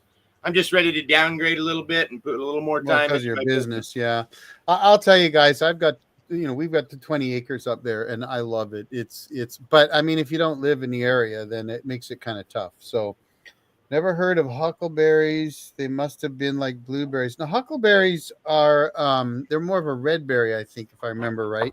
I'm not a great berry person, but I'm pretty sure huckleberries are a red type berry. But you can look them up. I mean, they're pretty common. We've got salmon berries, but not here, not in the Okanagan, I don't think. I think it's kind of similar to that potato thing. It just depends on where you come from, whether it's a huckleberry or a blueberry. Well, I'm wondering. I bet you if I type berries of the Okanagan, you'll come up with all kind. Here are 7 tasty growing wild in the Okanagan. Are you ready for this? I'm a researcher, folks. If you didn't know that. All right, we've got Saskatoon berries. I didn't know that. Those are a purple berry. Black Right. hawthorn berries. Those are edible. Choke cherries. So I think I'm thinking of the choke cherries. Oregon grape. So you got Oregon grape. Huckleberries to me looks like a blueberry. Okay, I thought they were red. They're very similar looking. Elderberries. Yeah. Thimbleberries. Here, I'll post a link. This is what we got right here, folks. Ready for this? You gotta love it. I can't help it. Boom. There you go. Somewhere, I would maybe I'll have spread a out somewhere. loss. I would be a loss like a fart in a whirlwind up yonder. You'd be at a loss. You would be lost, maybe. Are the meters on a power station very accurate? My kilowatt shows about 100 watt lower than the power station input. So I think the meters on power stations are actually pretty accurate, but you got to remember, at least this is what I believe, and I can't tell you that this is a fact because I didn't build the power stations, but I've noticed that when a power station is drawing 1100 watts, it'll show you that it's charging with 1000 watts. But that's, I think, because it has to actually run the charger. So there's always going to be a certain amount of efficiency loss when you're converting from, for example, 120 volts to 48 volt DC or 24 volt DC, etc. So you're using power to actually run the charger to charge the battery of the power station. So I think that's why you're seeing on a watt meter 1100 watts coming in from the wall, but you're only seeing 1000 watts on the display of the power station. And I've had probably a dozen different power stations, and they all do that. It's the same on. I don't think I've ever seen one that showed you the same as what the wall is. But again, I think that's just efficiency thing. You're losing a certain percentage of the power you're drawing just to run the power station in order for it to charge up its battery. Make sense? Saska what now? Saskatoon berry? Not a Sasquatch berry, but and I've got actually, I've got a new power station that I can't even tell you about yet. I can't tell you about for another 3 weeks because of the tariffs. We talked about the tariffs a little bit earlier. So that power station, the video was supposed to go out in 4 days from now, and it's actually being held for a few more weeks till the end of May, because of waiting to see how the pricing is going to drop out, because it's a brand new, never been produced or sold power station. It's a nice little unit. I'm pretty impressed with it. And then I've got another one, actually another AFRI, the same AFRI P210 that I abused over a year ago. I've got their newer version.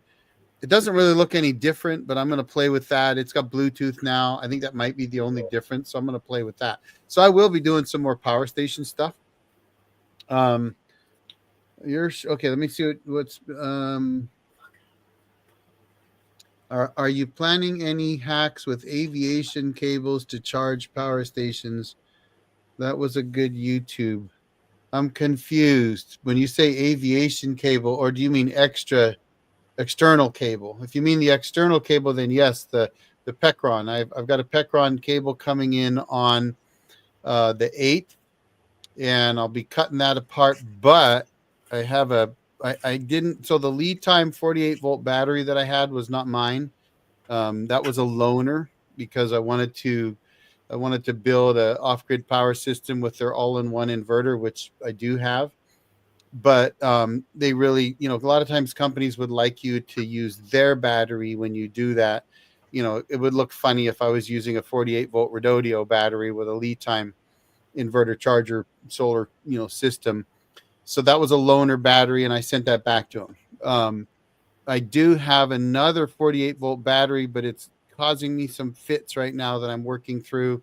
So if that one, if it doesn't get easily resolved, I will be telling you about that soon. But I don't want to say anything about that one until I get a little more time to play with it. And then I'm looking at getting maybe like a 30 amp hour, 48-volt battery just for some of this testing because I can't move these big batteries.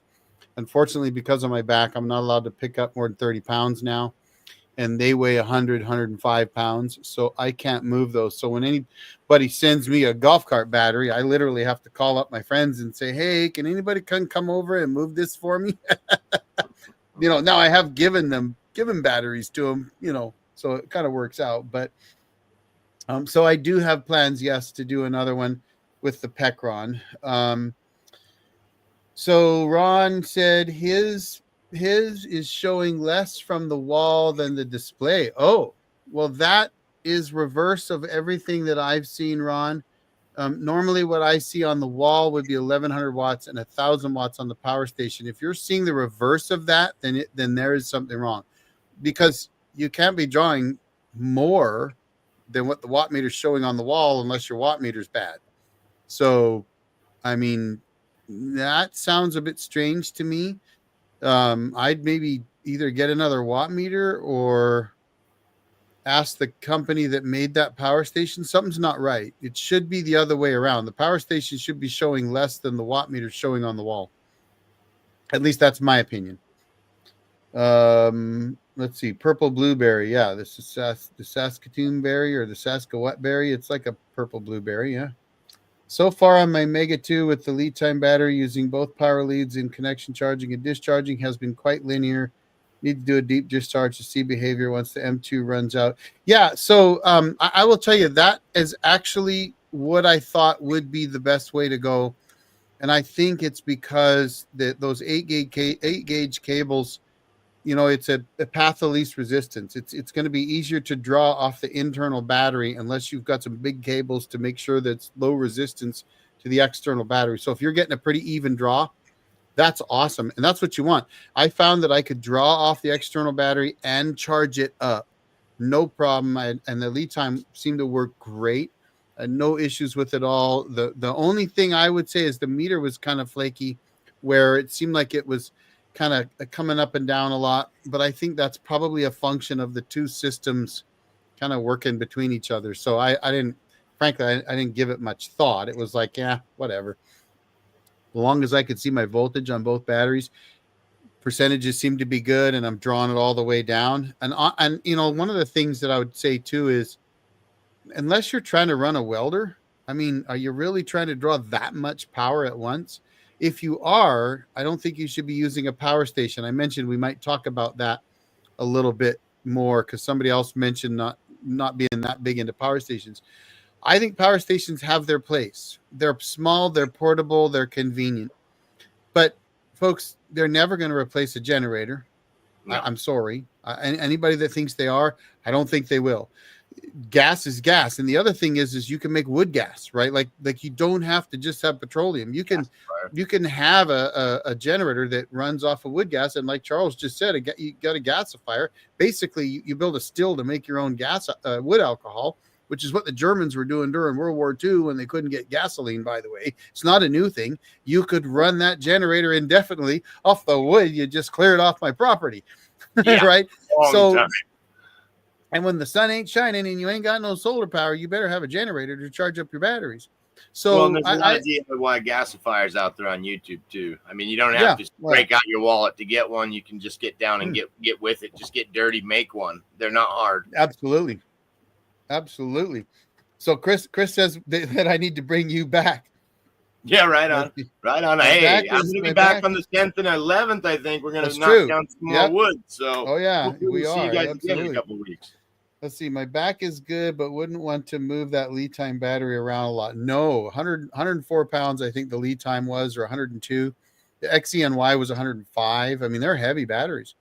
So, but anyway, power stations are great, but if you're trying to draw excessive amount of power off of a system, honestly, I'm a fan of low frequency inverters. I mean, high frequency inverters work, but I'm sorry, I can run my refrigerator, my freezer, my table saw, my skill saw, my compressor, and damn near run them all at the same time at my cabin, right? Like that inverter that I've got, peaks at 12,000 watts. And unlike high frequency inverters, low frequency inverters actually do. And that's the big, like you see all these power stations, they're like 2,000 watt inverter will peak at 4,000 watts. No, they won't. Well, You get a okay, third of what they let's, say. well, I think they'll peak there for a microsecond or two. Like it's so fast that you're not going to see it anyway. So yes, some items starting up, like I have run my table saw, my planer, I've run those on high frequency inverters, and yes, they've pulled over for 3,680 watts or whatever when they're only running 1,800. Yes, it'll do that. But the reality is that's abusive on those high frequency inverters. But the low frequency inverters, they're made for it. They've got big, heavy. That's why that SunGold power thing weighs like 65 pounds. It's heavy. It's got big transformers in it. It can handle that massive draw. And that's when you build your own system, you can do that. You can say, okay, maybe you don't need 4,000, maybe 3,000 watts is fine, maybe two. But if you put in a low frequency inverter, it's going to take that abuse and do it for decades. So that's number one, right? Same with your charge controllers. You can get a cheap charge controller that maybe will last a few years. And every one of those power stations does not have an Outback or a Morningstar or a Victron charge controller, right? Like, let's be honest. So power stations are great. I think that like for my second cabin that I'll be building, I'll probably just run that off a power station because that'll be great. And nobody's going to live there. And it's going to be a weekend thing. And you could just set it up to plug some lights in and, charge your phone and maybe run a little refrigerator or something off of it. And they're great for that. And they're great for emergency use. If you live in a house and you want to be able to like run a refrigerator quietly for a couple of days, well, a 2,000 watt plus power station can do that. If you add another battery to it, you can absolutely run your house for a little while. And I know during the big outages in North Carolina, there were some folks communicating to me that they managed to run for a couple of weeks doing the stuff that I've been showing people to do, where they literally would take batteries and plug them into power stations like I was showing to do on the solar ports. But they would have an extra battery. They would charge that battery up off their car or off a generator or something, and then plug that one in at night so that they didn't have a generator running all the time. So that can work. But like I couldn't do it at my house where I am right now. Not going to happen. It's just, I mean, I've got central air, heat pump, right? Like you better have a 2 or 3 Tesla power walls because I worked in communications like a lot of people. I have a nice home in town, and I built my off-grid cabin. That's my off-grid place. So anyway. So Jarhead, I've got a quick question. I've got some of these large industrial engines here in the warehouse that I bought, and I think they're like a 50 horsepower 3-phase motor. Mm-hmm. And I've been looking into some of these DIY sites that shows that you can take the poles in the motor and just kind of switch them, and it changes it from being a motor to a generator. Is that true? I don't know. Now I'm not an electrician or an electrical engineer. I've said that on many of my videos. It's true. I'm not. I don't know the answer to that. I would want to talk to somebody that knew more about those motors. It's possible. I mean, I don't see why it isn't. Them use like the car alternators and do the same model where they're making electric bikes out of the car alternators, and it's kind of the same thing but different. Yeah. Just not sure if I'm going to waste my time. I would think that it would be like turning a motor into a generator versus an alternator, but possible. I want to mention Ron here. So Ron, by the way, I am too. It says 100% VA disability, so I'm buying firewood now and only cut deadfall stuff. But there are a few hundred barrels of Oklahoma crude on my land, so I've been trying to figure out how to use it. Oh, wouldn't that be nice? Yeah, I'm 100%, Ron. Waste oil burner. Oh, well, it depends. If he means Oklahoma crude, he might mean it's. Do you mean a few hundred barrels of it under the ground or a few hundred barrels on top of the ground? Because yeah, waste oil burner would do it. I know guys that heat shops with, what they do? They take drum brakes off of like big trucks and turn them into burners and burn oil. Put a drip system in and burn old engine oil. Yeah, I've seen a lot of shops out here because of how cold it gets out here in Eastern Washington. The waste oil burner furnaces are highly used, and they don't use a lot of crude oil to make them work. Yeah.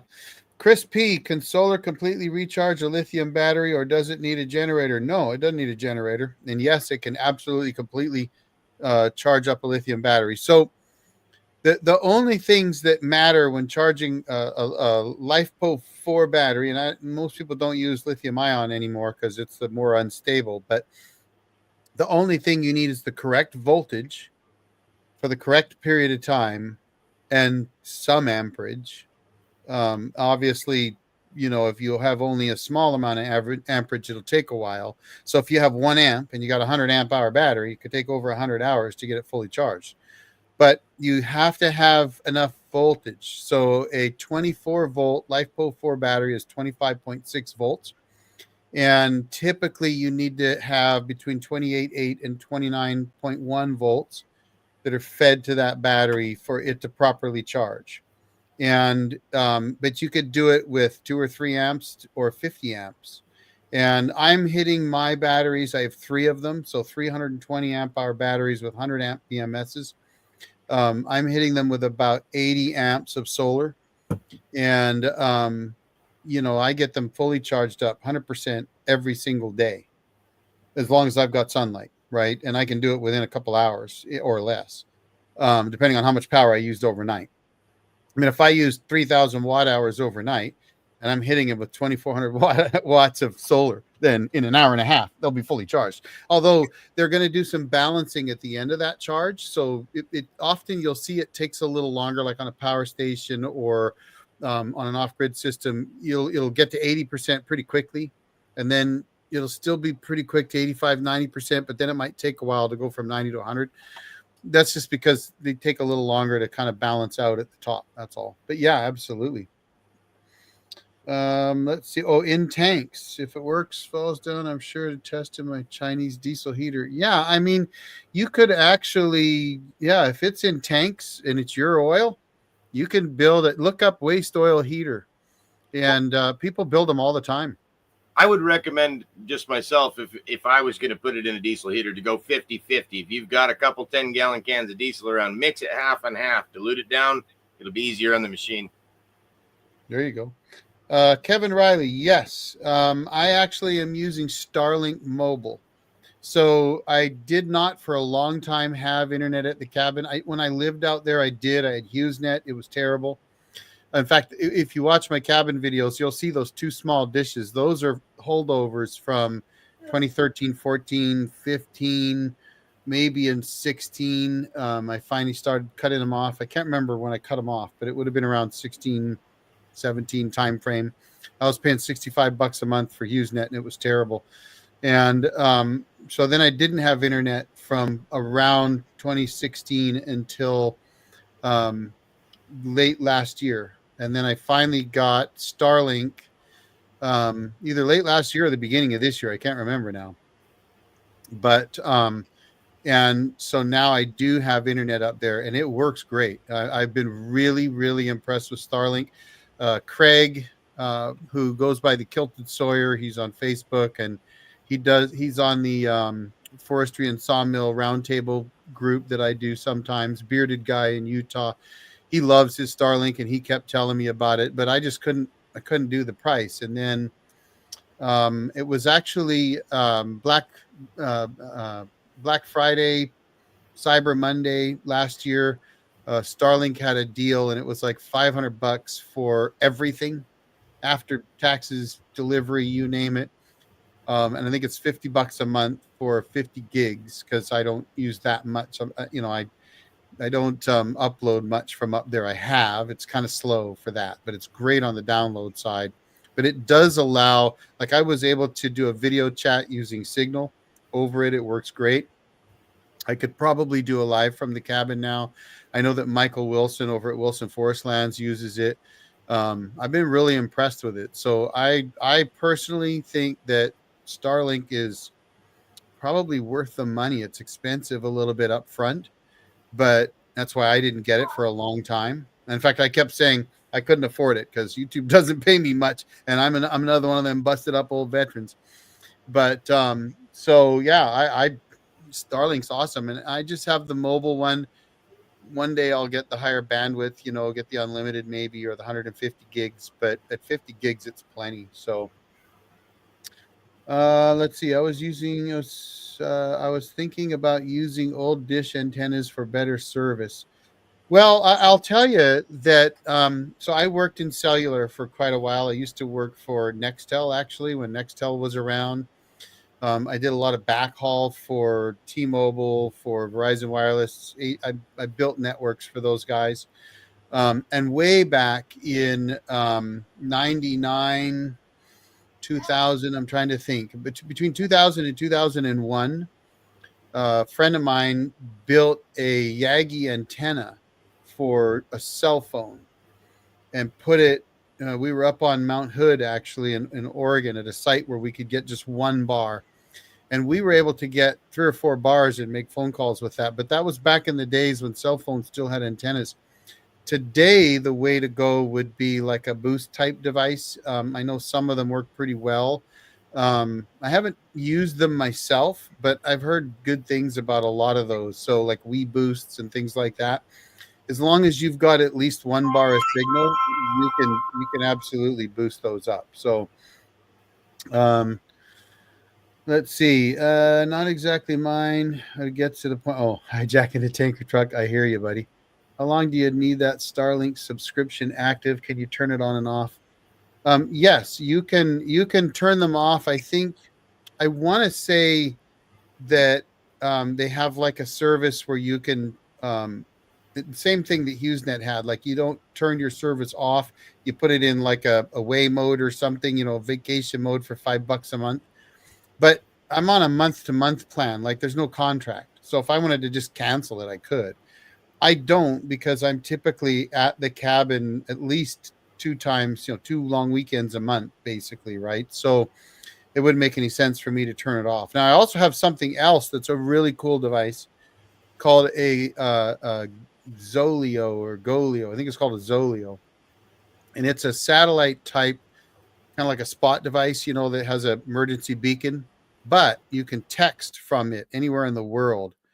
And that's cool. Oh, see, like Charles just dropped off, but and that's a really cool device. So you can text with that, but you're not going to get internet on it. So Starlink works good though. Kevin, give him a call. Yeah, I would give Starlink a call. Absolutely. IDEN, most long range tech messaging I ever saw in the day. Oh yeah, back in the day. I'll tell you what. My favorite was the old Nextel push to talks, right? Like, I mean, that was awesome. And I was a Nextel technician, and I covered a huge area of Eastern Washington and Northern Oregon. And I love those old push to talk phones. And Nextel actually bought Sprint. People don't know that because it's all Sprint and not Nextel now. But what happened was Sprint had gotten rid of the copper side. And because of that, there would have been a huge capital gains tax if they went through with the original sale of Nextel taking 50.1% of the business. So they reversed it and made Sprint take 50.1% and Nextel 49.9, so that they didn't have to pay that big tax. And that's why Nextel disappeared. But the push to talk and that 800 megahertz and 900 megahertz wavelengths were going away because the federal government took them away. They wanted them for emergency services only, and that's where Nextel played, was in that 800 and 900 megahertz range. For anybody that's interested in cellular and how all that works, you wouldn't get a lot of internet bandwidth with that, but it would travel forever, right? You could get on a tower from 50 miles away and make phone calls. Let's see. Yeah, Iden was good stuff. Sorry, everyone having issues on my end. No worries, Charles. Thanks for being here tonight, though. It was fun. The guys want you back, so we'll definitely pull you back here. Whippoorwills are out calling, and the mosquitoes are trying to tote me off. Chris, it sounds like you're an Ozark Mountain Daredevils fan or Goose Creek Symphony Orchestra. All right, what else we got, folks? We are at 6:40, an hour and 40 minutes. That would be an early one for me if we quit now. Um, and Darcy's working hard making quilts right now, so she could care less if I'm still talking. So if you got any other questions, throw them out there. Let me know what you got. And let's see. I know Strange Days. Are you still out there? If you got questions, don't be shy. Be sure to ask them. And if any of you are actually on that got memberships, let me know. It's rare because that doesn't usually happen. I tell you, with the way the membership gifting works is I have approximately 19,450 subscribers. So it will randomly pull 10 out of that when I do it, 5 and then 5. So you never know. Let's see. Interesting Nextel history. Yeah, I could tell you stories. I worked for 7 or 8 different phone companies from when I got out. So yes, you all know I'm an old jarhead and I was in the Marine Corps. Well, the truth is that after 5.5 years of being out of the Marine Corps and being broken and broke, I couldn't have gone back in the Marine Corps. It wouldn't have taken me. I was already too beat up and broken. But I ran into an Army recruiter who said, "Hey, you dumb jarhead, you should go back into service because no one's paying your medical bills for all your injuries, and they have to pay mine." And I told him, I said, "Well, there's no way in hell anybody would take me in." And he said, "Yeah, they will. Sure, they will. We get you in, and we'll get you a good job, and then you get out." And I thought about it, and I thought, maybe he's right. So I made a deal with him. If I could run a mile and not die, then I would come back and see him. It took me like 15 minutes to run a mile. I was in bad shape, folks. Not because I was physically in bad shape, but because the oil well smoke and nerve gas and drugs they gave us and everything else in the Gulf really, really made me sick. But I survived. So I went back and he said, "Just forget to fill out the medical paperwork and sign the bottom and we'll get you in." So I did. I went back in the service. I went into the Army for 3 years in communications. And I got out in 99 and I went to work right away for Nortel Networks. Actually, I did a short stint in college, which if you ever get me really talking about professors and instructors, I'll tell you the story of arguing with one that didn't know what she was doing. But I just spent 3 years after the most intense networking and telecommunications course you could probably have in the country. And then 3 years running complex switching systems for the military to go to a college to get a course to translate military terminologies to American English. And oh my gosh, it was a crazy time. She didn't know what she was doing. But anyway, I went to work for Nortel Networks building cell sites. And I actually built the AT&T Mobility back then, 280 cell towers in the Tempe, Phoenix, Arizona, Scottsdale, Arizona area. And then left Nortel, who no longer exists anymore, and went to work for Williams Communications on their fiber network out of Portland, Oregon. That network ran from Portland all the way to Salt Lake City on the one I worked on. So I had a route from downtown Portland to Mount Hood and almost to Madras, Oregon. And then from there, I ended up working for a small company doing PBXs and phone switch type stuff. Then Nextel. And then after Nextel, I worked for another company called Telecom Transport Management, where we built cellular backhaul networks. And I managed 5 states that we built the networks for and designed them and built them. And so you get the idea. I worked in telecom for a long time. I loved it. I absolutely enjoyed it. It was a fantastic time. So definitely been with a bunch of those. Audrey's, good to see you, buddy. Oh, you're driving. Oh, okay. Strange days. No problem, buddy. Before we're done, I want to thank you for the helpful info. You forced me to spend a good chunk of change. Sorry. There's a saying, I'm on the forestry forum a lot, where a lot of people talk about sawmills, and the saying is, we're always good at spending other people's money. Oh God. Hello, 3 Dave. Nice to see you, buddy.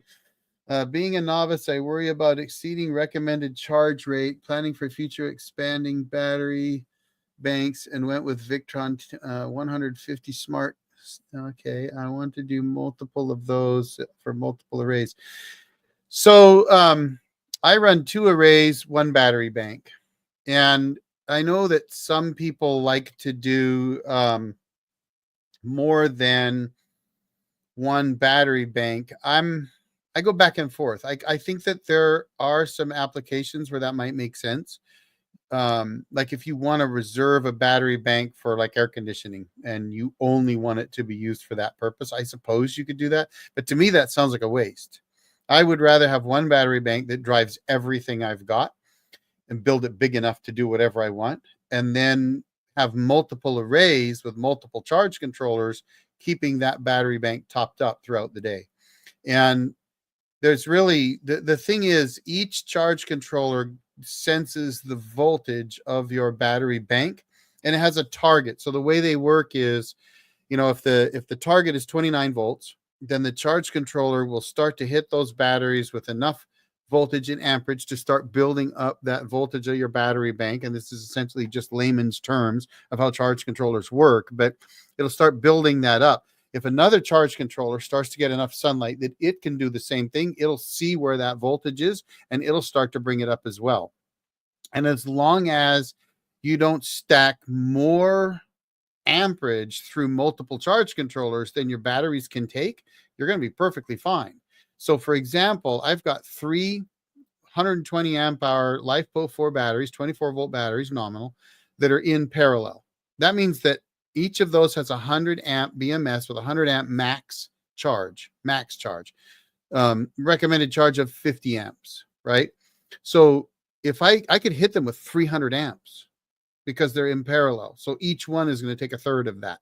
If I hit them with 150 amps, that's like perfect recommended charge amperage for those batteries, according to the manufacturer. Perfectly fine. All 3 of them are going to get 50 amps right where they want to. So, and I'm only hitting them with about 100 or 80 to 100 amps. I think I want to say 88 or something like that. I did the math once. I don't pay that close of attention because once you build it and it works, you walk away and do other things. I live at my cabin almost like you would anywhere else. The only difference is I do make sure that we turn the lights off more often than not. During the day, I leave one kitchen light on because the pull string broke on it and I'm lazy and I don't want to fix it again. I just turn the bulb to turn it off now. I know it's crazy, right? But but during the day, I can leave that on all day long. It doesn't matter. I've got 2,400 watts of solar and the batteries are already charged up. So I could run whatever I want all day. But at night, I don't. At night, I tend to keep an eye on things. Though I will tell you, with my LifePo 4s now and everything the way I have it set up, I forgot my Starlink running all night long and it uses about 24 watts. System didn't even know it was still running. He didn't care. I got up in the morning, my batteries were the same state of charge they would have been if I'd unplugged it. So that's the goal, right? That's where you want to be. So let me see here. Number 12, we like likes. That's good. Testing a small Victron smart solar MPPT controller and wondering if anyone has used the DC timing to control lights for off-grid. Any thoughts?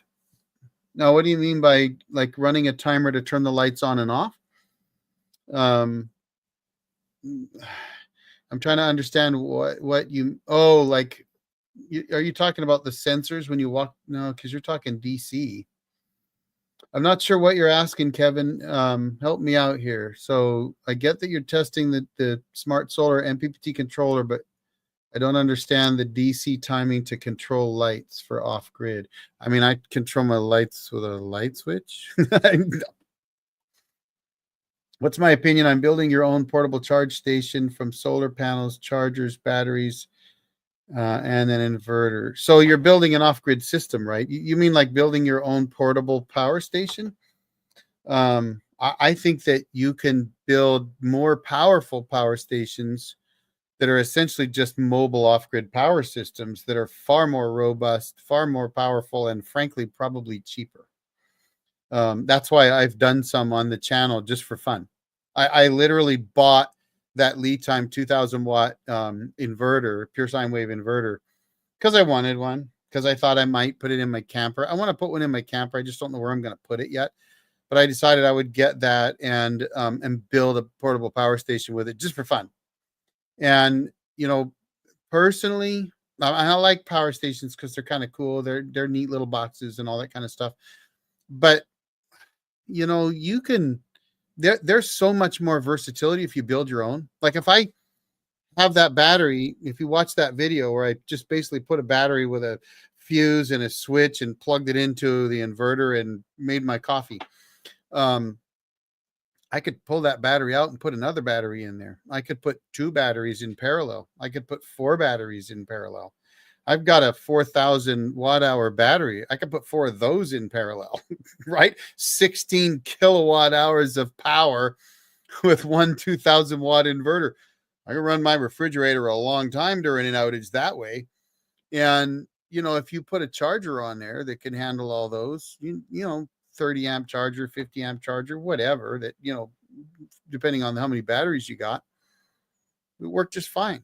I mean, I think that and maybe a dual fuel inverter generator, a nice MPPT charge controller with a decent amount of solar panels.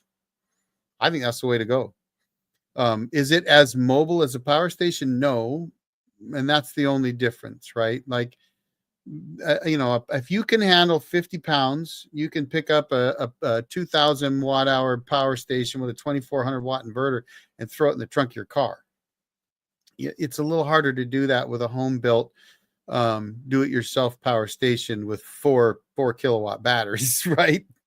So depends on what you're doing. I'll be honest with you. Me personally, if like I have power stations here, I have one I mentioned earlier. My Convolt 4 kilowatt hours is sitting between two freezers, and that's where it lives. And the freezers are plugged into the power station, and the power station's plugged into the wall with a 500 watt charger. And I rotate the chargers every few months, and it just sits there, and it just sits there. But if the power goes out, both of those freezers are not going to shut down, and they're going to run for a while. And I got a 4 kilowatt battery that I can parallel into that power station.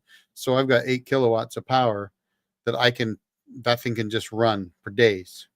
So I like that. But if I was going to, like people talk about, bugging out and bugging in, if I was going to bug in, I'd build a all-in-one power system with a bloody Tesla Powerwall or something. But I'm not going to do that. I live in an area that power outages aren't that frequent. So, where my cabin is, yeah, there's lots of power outages. I don't have any. I never know when they have a power outage because I have my own power. But I do hear about it all the time from neighbors. Hey, did you notice the power went out the other day? I'm like, no, my power still works. Like that's the advantage of building your own. Not only that, but it saved me 40 grand. So, I mean, and a monthly bill. But here in town, we don't lose power enough. Now, if I lived like places where I grew up in British Columbia. So if you hear the accent now again, the process and progress, or hear me say A or something or right too many times, it's because I was born in the US, but I was raised in British Columbia. So that's where that comes from. But, where I lived as a kid, power went out all the time. So if I lived somewhere like that, yeah, I'd probably put a shelf in my garage and start stacking golf cart batteries and put an all-in-one system because I don't need it to run all the time. I don't need to run a welder off of it or whatever, right? I just want to have something for backup power when the power goes out. I wouldn't do grid tie. I could care less about grid tie. I really could care less. I'd do it all off grid, and I'd have panels on the roof feeding the batteries, keep my batteries topped up, and I'd probably run some critical circuits off of it, fridge, freezer, and then run run a port for a generator so I could run a generator to charge the batteries. And frankly, I'd put a grid connection in there to run like the lead time has, or EG4 has them on theirs, where you can run grid power, but tell it don't run off the grid unless the battery dies. And that's what I would do, and have a power station to throw in my rig when I head out into the woods if I want to go. That to me is the best of both worlds, right? That's just kind of my perspective. But thank you, Baruch Len, I'm guessing, right? Or Baruch, is it Baruch? Where are you from, Baruch? That's a different name. And thank you for that. And I'm glad you love my videos. I actually, I'll tell you guys, I watch my own videos. I know that might sound really weird, but I watch them because I want to try to make them as good as I can. And I'm a hack. I get it. I'm learning still. One of you mentioned earlier that there was too much room above my head, and so I watched a bunch of other guys, and I was like, "Wow, he's right. I need to fix my screen a little bit there." But my latest video, I loved it. I've watched it a couple times. I'm like, that was fun. It was fun. It was fun making that video, and it was fun being out there getting all those trees down. So that was a good time. Batteries. So US Freedom 5 batteries are two eco-worthy, 280 amp hour in series. Thanks for spending my money. Hey, 560 amp hours. Well, 280 at 24 volts. So I've got 360 at 24 volts at the cabin. Love it. And guess what? My batteries cost more than yours, so don't feel bad. Howdy, thank you for your service. I love your videos, very informative. How would you connect an external generic battery to an AFRI P310? So the AFRI P310, I don't have one of those. I can't remember if that one has an external battery port or not. So if not, I'm going to look it up right now. So bear with me, folks, because I want to be able to answer this question and not just give you some bad info, right? Let's have a look at that unit. Oh, it is expandable. Okay, sweet. So if I could convince AFRI to send me one of those, I'd hack their cable apart. And then I'd tell you how to really do it. So let's have a look at the solar on that one, because that's the first thing I do. Anytime somebody asks me that question, I'll be honest with you, I immediately go and try to find out what is my solar max. The solar, oh, beautiful. Look at this. The maximum solar input is 2,000 watts, up to 160 volts. So the challenge now is how many amps you're going to get. If you were to take two 48-volt batteries, put them in series, and plug them into that solar input, you'd have 96 volts, well, really 105.2 volts going into that port.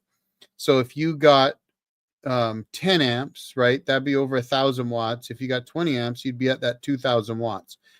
So you could plug two external 48-volt batteries in series into that solar port and then get up to 2,000 watts off of those batteries to extend the life of that AFRI P310. That would be the first possibility. And you could do it with one 48-volt battery, but you might only get 500 watts off of it. So you have to understand that the solar port, all it's going to do is it's going to see voltage and then try to draw the amperage it's programmed to draw.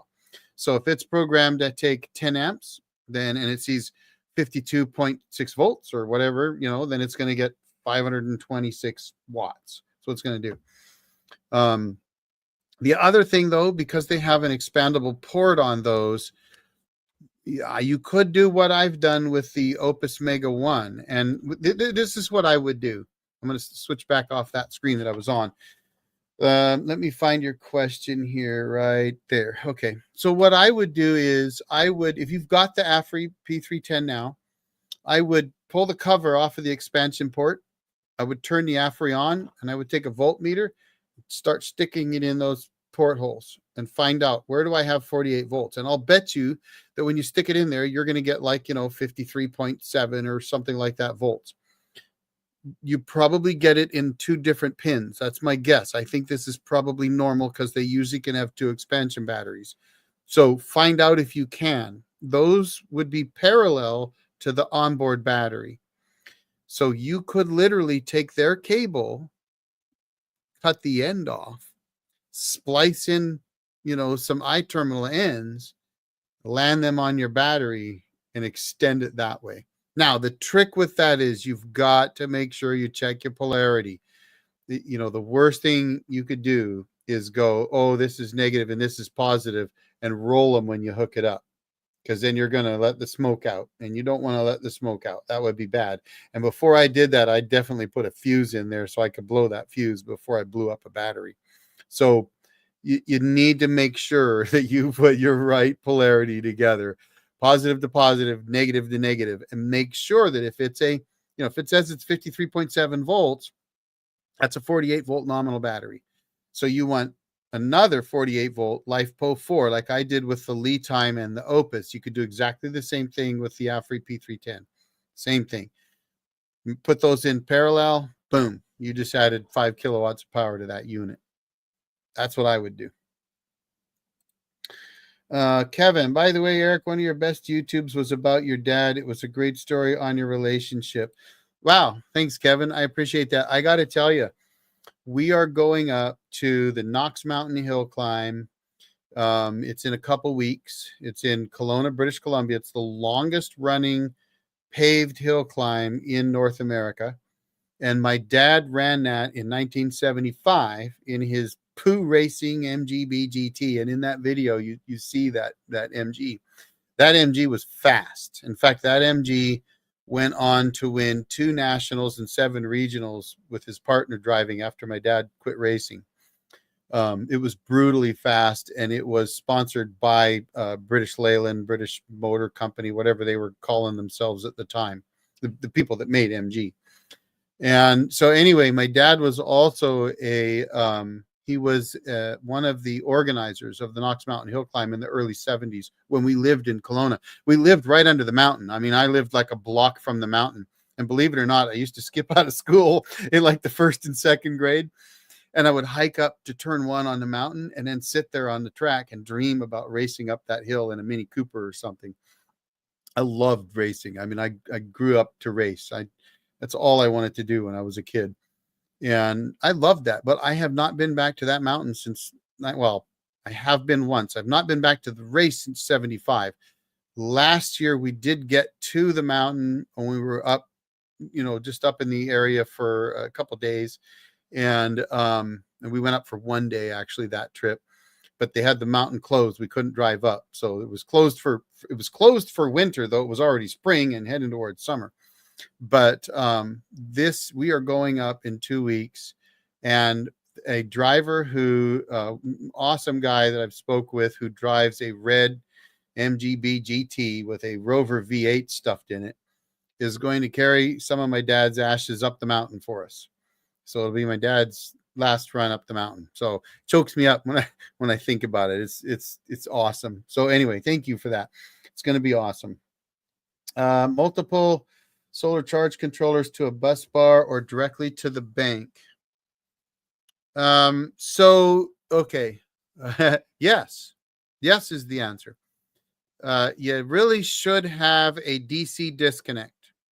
So if you don't have a main disconnect, you really should have one.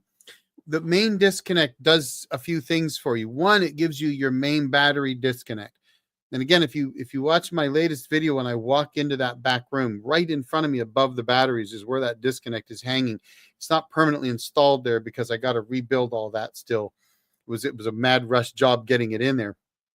But that has the big switch up on top is going to be your main battery disconnect between your inverter and your batteries. Then you might notice that there are some other breakers on there. Your charge controllers should feed that main disconnect through an appropriate breaker size for the charge controller. And I say breaker, not fuse. And then from there, it's going to charge your batteries. And so the batteries are going to connect to that main unit through that disconnect over to your inverter. Well, your charge controllers are also going to connect through the batteries, or to the batteries through that main disconnect panel. And having those breakers allows you to shut those charge controllers completely off. So if you have to do some kind of maintenance or something, you just flip the switch, boom, they're de-energized. You got no energy coming from your solar panels, your charge controller going to your batteries. Super safe. It's the only way to go. But yes, so they will essentially go to the bus, but they're going to go through that main disconnect through those breakers. And that you can have multiples. You could have 3 or 4. It doesn't matter how many you have, as long as all 3 or 4 of them don't put out too many amps for your batteries. If you've got enough batteries to take, say, 150 amps of charge coming in, you don't want to put 200 amps worth of solar panels, hitting them. I wouldn't do that.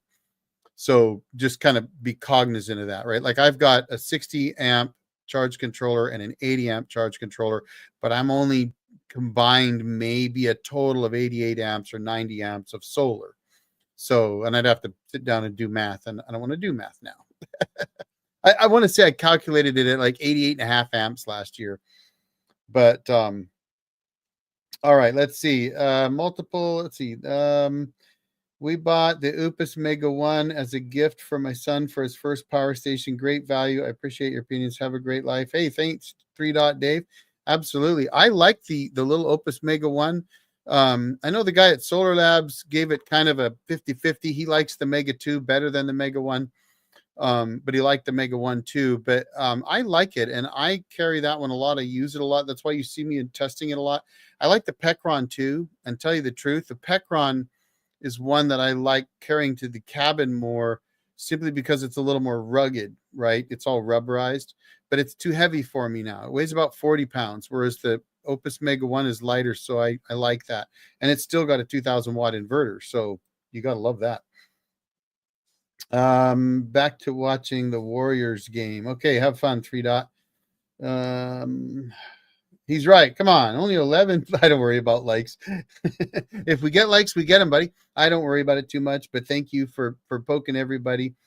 I do these. They shouldn't even be commercials, though. I forgot to make sure that monetizing was turned off because I haven't done a live in 6 months. Let's see. He's spending. Originally South Africa, been in the U.S. since 95. Wow. Okay, gotcha. I actually had a friend in high school up in Port Alberni, British Columbia, that was from South Africa. The different accent, that always kind of threw me, because, where I was living, you had a lot of Irish, Scottish, and English, and strangely Finnish people. So that's a mixed bag of accents. If you're entertained by your own videos and shorts, it's probably worth something. Well, I'm not as big on shorts, but long form, absolutely. I want to add a DC battery powered timer for off-grid DC lights. Victron has functions like street light that triggers lights based on sunrise, sunset. Yeah. It depends on what kind of DC lights you're running. So I run an off-grid street lamp. I run it's all solar. It's got its own battery, its own solar panel, totally independent of the cabin. I've got a porch light that's the same way, totally independent of the cabin. I prefer that, but I do have a couple kind of security lights that are 12-volt security lights that I intend to put up and run off my batteries. And so you can run anything you want off DC, but if you want to put like a timer in so that they come at sunrise and, or sunset and go off at sunrise, you could do that, but you just got to make sure you calculate how much power they're going to use. So as long as you've got the power to do that, I mean, I've used I had a DC timer for a long time. It's sitting on a shelf somewhere because I quit playing with it years ago, but they do work pretty well. There's one that I bought from Backwood Solar. So if you go to backwoodsolar.com, I'll bet you could find a DC timer on there. Might have been a Siemens. I can't remember. I bought it back in like 2010. But you could set that up so that it would turn on and off at certain times and stuff like that. So if that's what you mean, yeah, you would probably, like, if you're like me, I run a 24-volt battery bank. So I use a step down converter to go from 24 volts to 12. And then you would just run your timer and lights off of that 12 volts. And I mean, that's how I run my fans. That's how I run my RV pump. That's how I run my stereo at my cabin. I've got a car stereo. All that's run off 12 volt on the DC side, just coming right off the batteries. And it's actually tied to the bus bar. Let's see. Stick it in the porthole eyes. Okay. Thank you. Really appreciate detailed answer. Absolutely, Root. Absolutely. Hello from Off-Grid John, Off-Grid's Garage. Nice to see you, John. How are you? I really like your video on figuring out the Opus Mega 1 proprietary expansion battery cord. I'd like to see you do more breaking things open and breaking down the internals.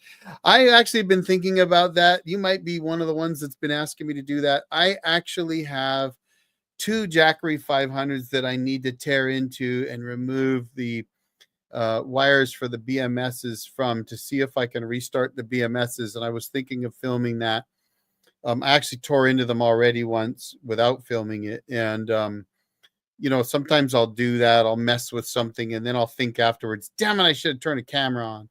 So I've been thinking about pulling those jackeries up and ripping them apart. Plus, somebody else asked about LiFePO4 batteries because I think they didn't realize that these LiFePO4s are just cells of batteries that build up, right? Like 3.33 volt cells that are like big D cell batteries, only they're like twice the size of a D cell, that are all just stacked together with bus bars and tied together to make a bigger battery. So they're series parallel. So I'll probably tear those apart. And then, if I let the smoke out of something, I could tear it apart. I did let the smoke out of an inverter. And I wish I'd have filmed that because you guys would have got a laugh out of that one.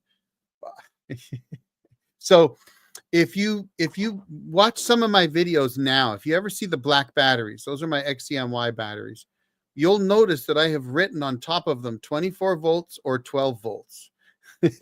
There's a reason for that. I had two of them sitting side by side, and I was building a little power station basically with an old Ames modified sine wave inverter that sits up on the wall above me. And I thought, why don't I pull that down and use it?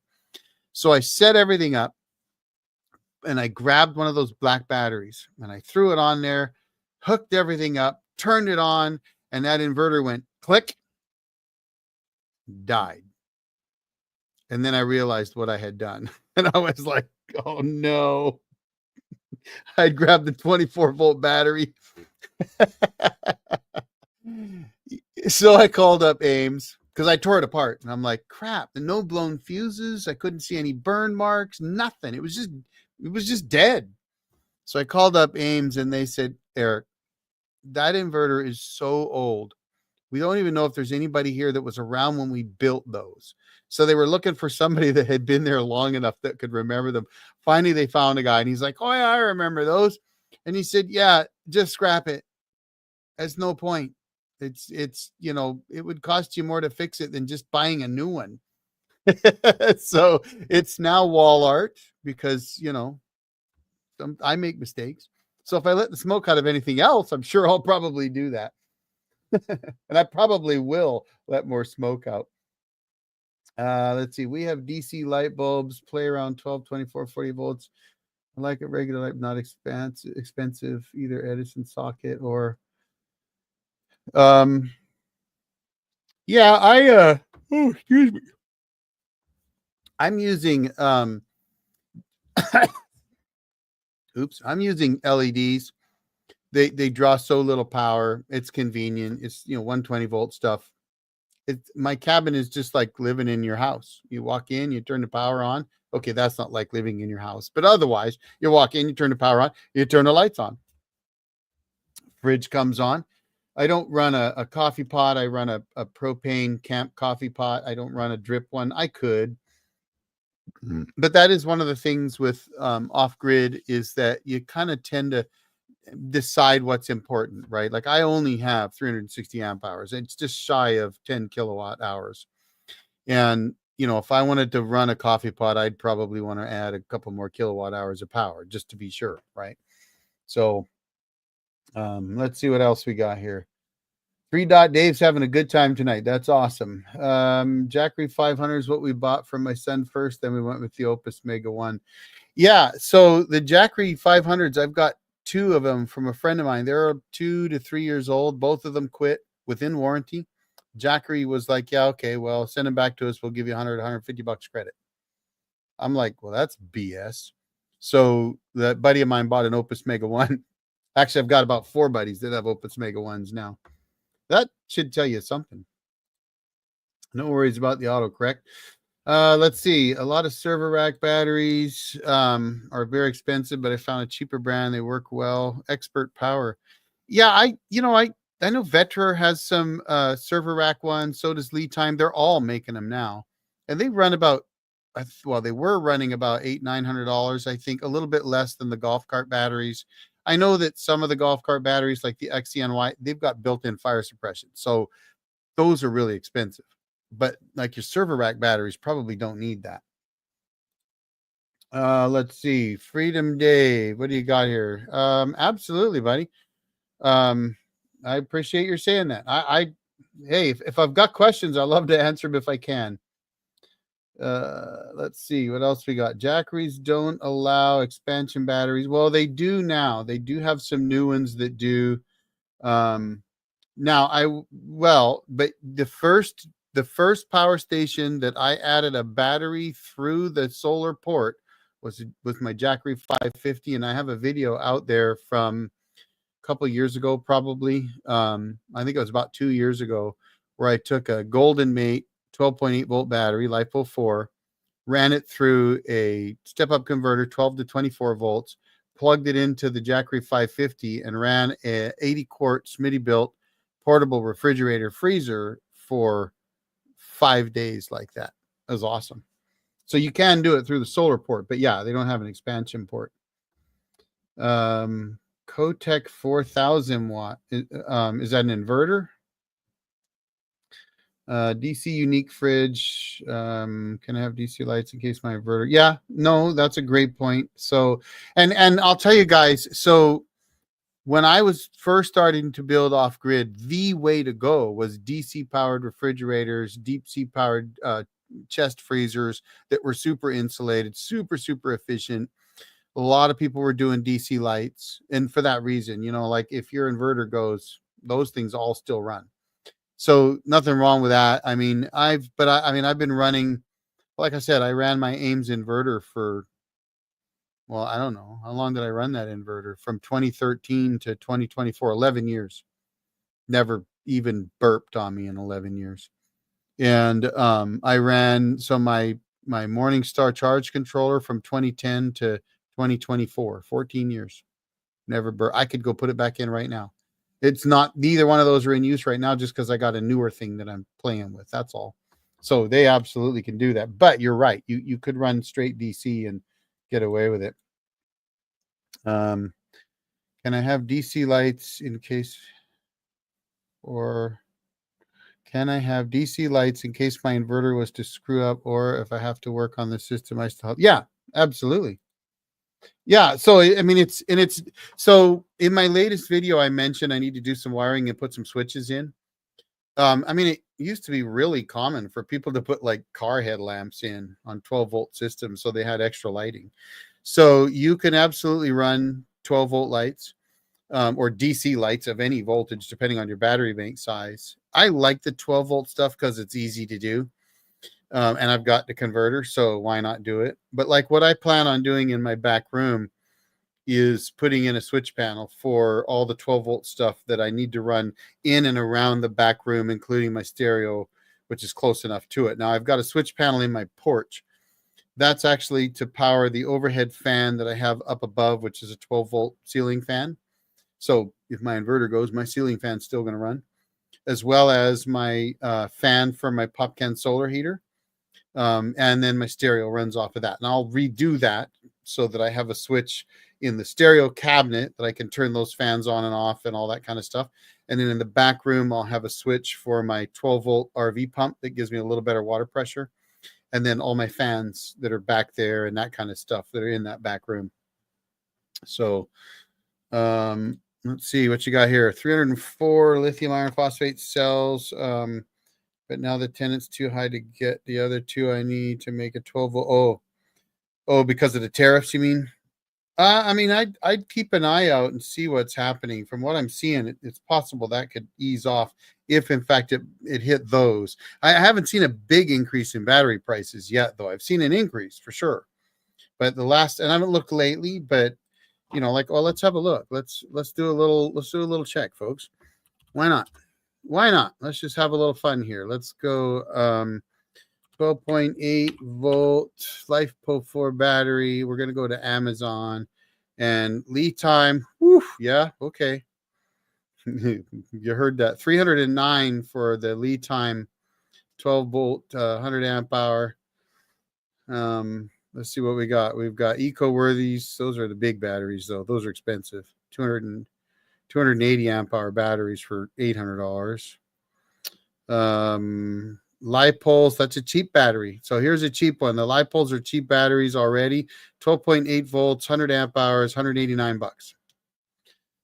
Cycle and Bat. Come on now. I run a Cycle and Bat Mini. It's a great battery, 12 volts, 100 amp hour Mini LifePo 4, $165. So yes, tariffs are impacting some things, but if you don't believe me, I'm going to drop a link right here for you.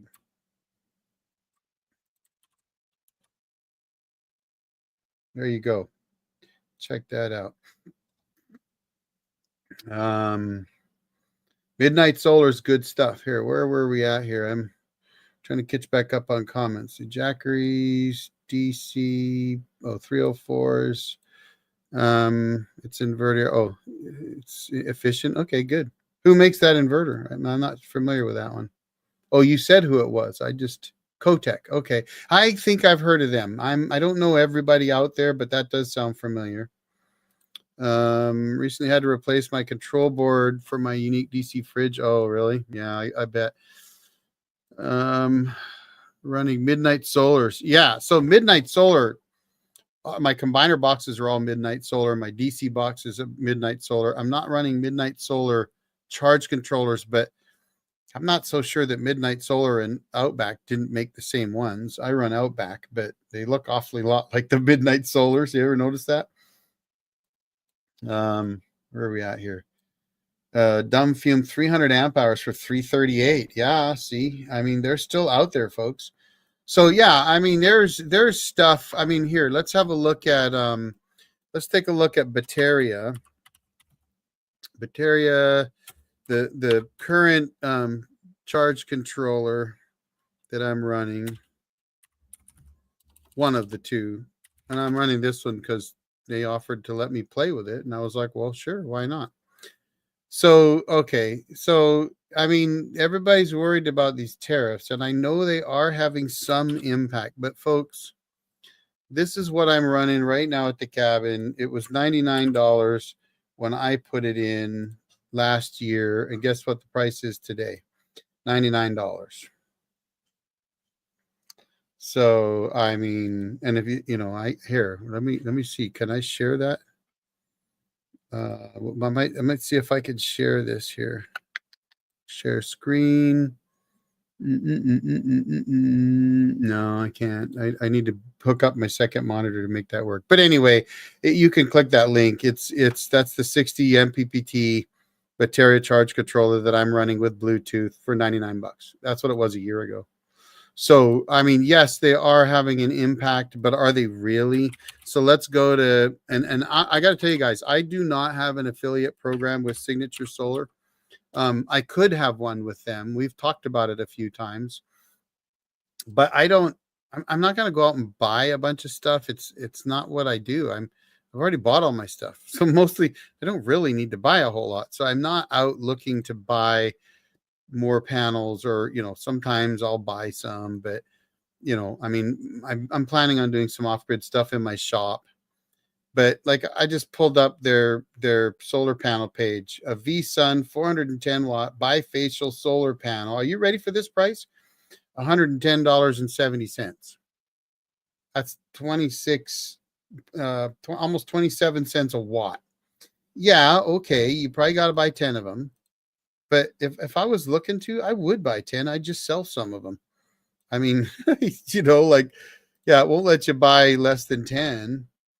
But still, I mean, that's so cheap. You guys have no idea. When I bought my first panels, I paid like $357 a watt. This is 27 cents a watt. Like, I'm thinking, shit, 10 of these, 4,000, that's 4,100 watts of solar for 10 panels. I would almost double my solar power if I just stripped all my panels off and put these up. And yeah, you're going to pay shipping on them, but I mean, it ain't that much. I've done it already. And that's just the first thing I looked at, right? Like I know I could peruse, I could go to A1 Solar, I could go to Sun Elect. I mentioned those guys because I know them. I could go to any number of different places that that I know of, or I could search, and prices are still not as bad as they could be. Some batteries are higher. Yes, absolutely.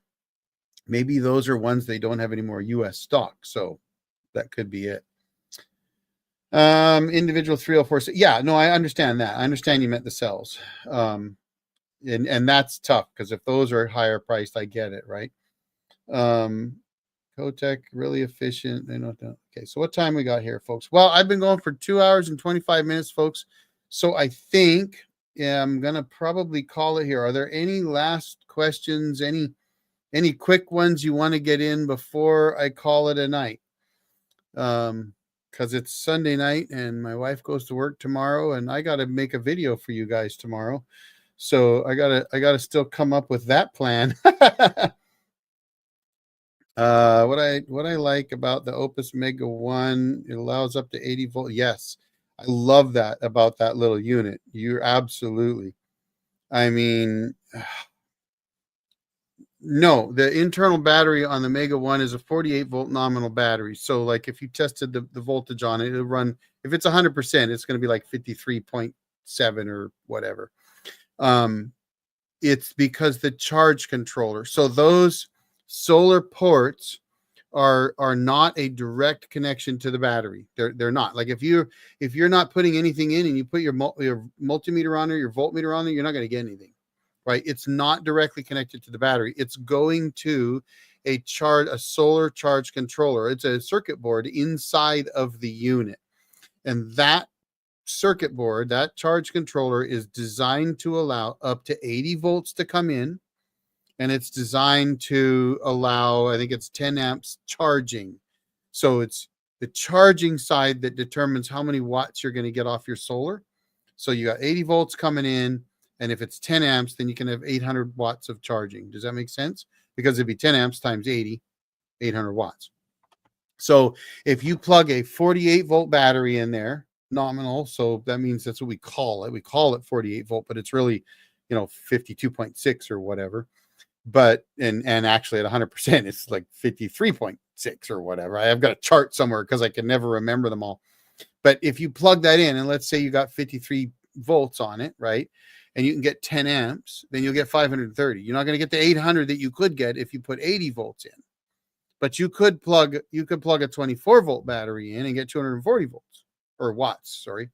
So the thing is that if it's, and I think that port is 13 to 80 volts. So if you put a 12 volt battery in, that's really 12.8 volts. And when it's fully charged, it's really like 13, what is it? 13.6 or something like that when it's at rest. As soon as it drops below 13 volts, you're not going to get any power out of it because that charge controller is going to say not enough power. Voltage is too low. So you want to have at least a 24 volt or a 48 volt battery.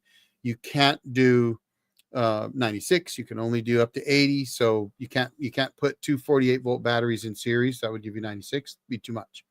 But you could do one 48 volt battery, and that's what I've done in some of my videos where I had the big golf cart battery and I plugged it into that solar port. So the battery of the unit, the Opus Mega 1 battery, is a 48 volt battery. It is separate from the charge controller.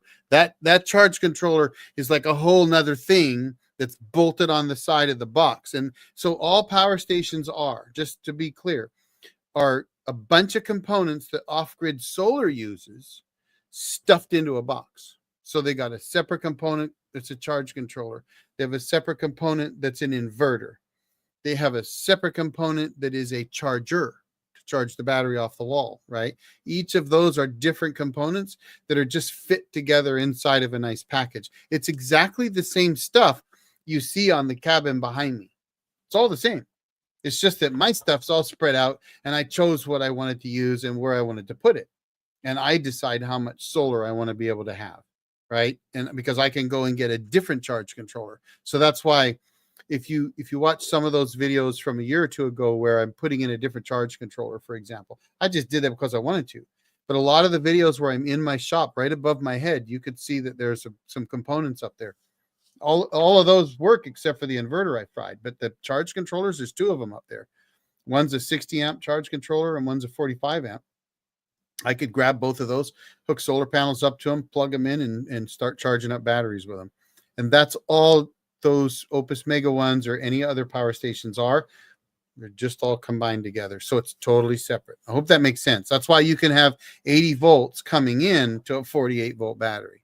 It's because it's kind of like you have 120 volts coming in from the wall socket to a 48 volt battery, right? Because it goes through a charger and the charger steps the voltage down. Well, the charge controller on the solar side steps that 80 volts down to 48 volts. Does that make sense?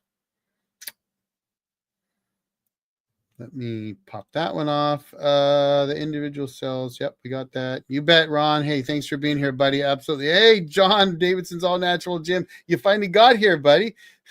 It's been a good one. I'm getting tired.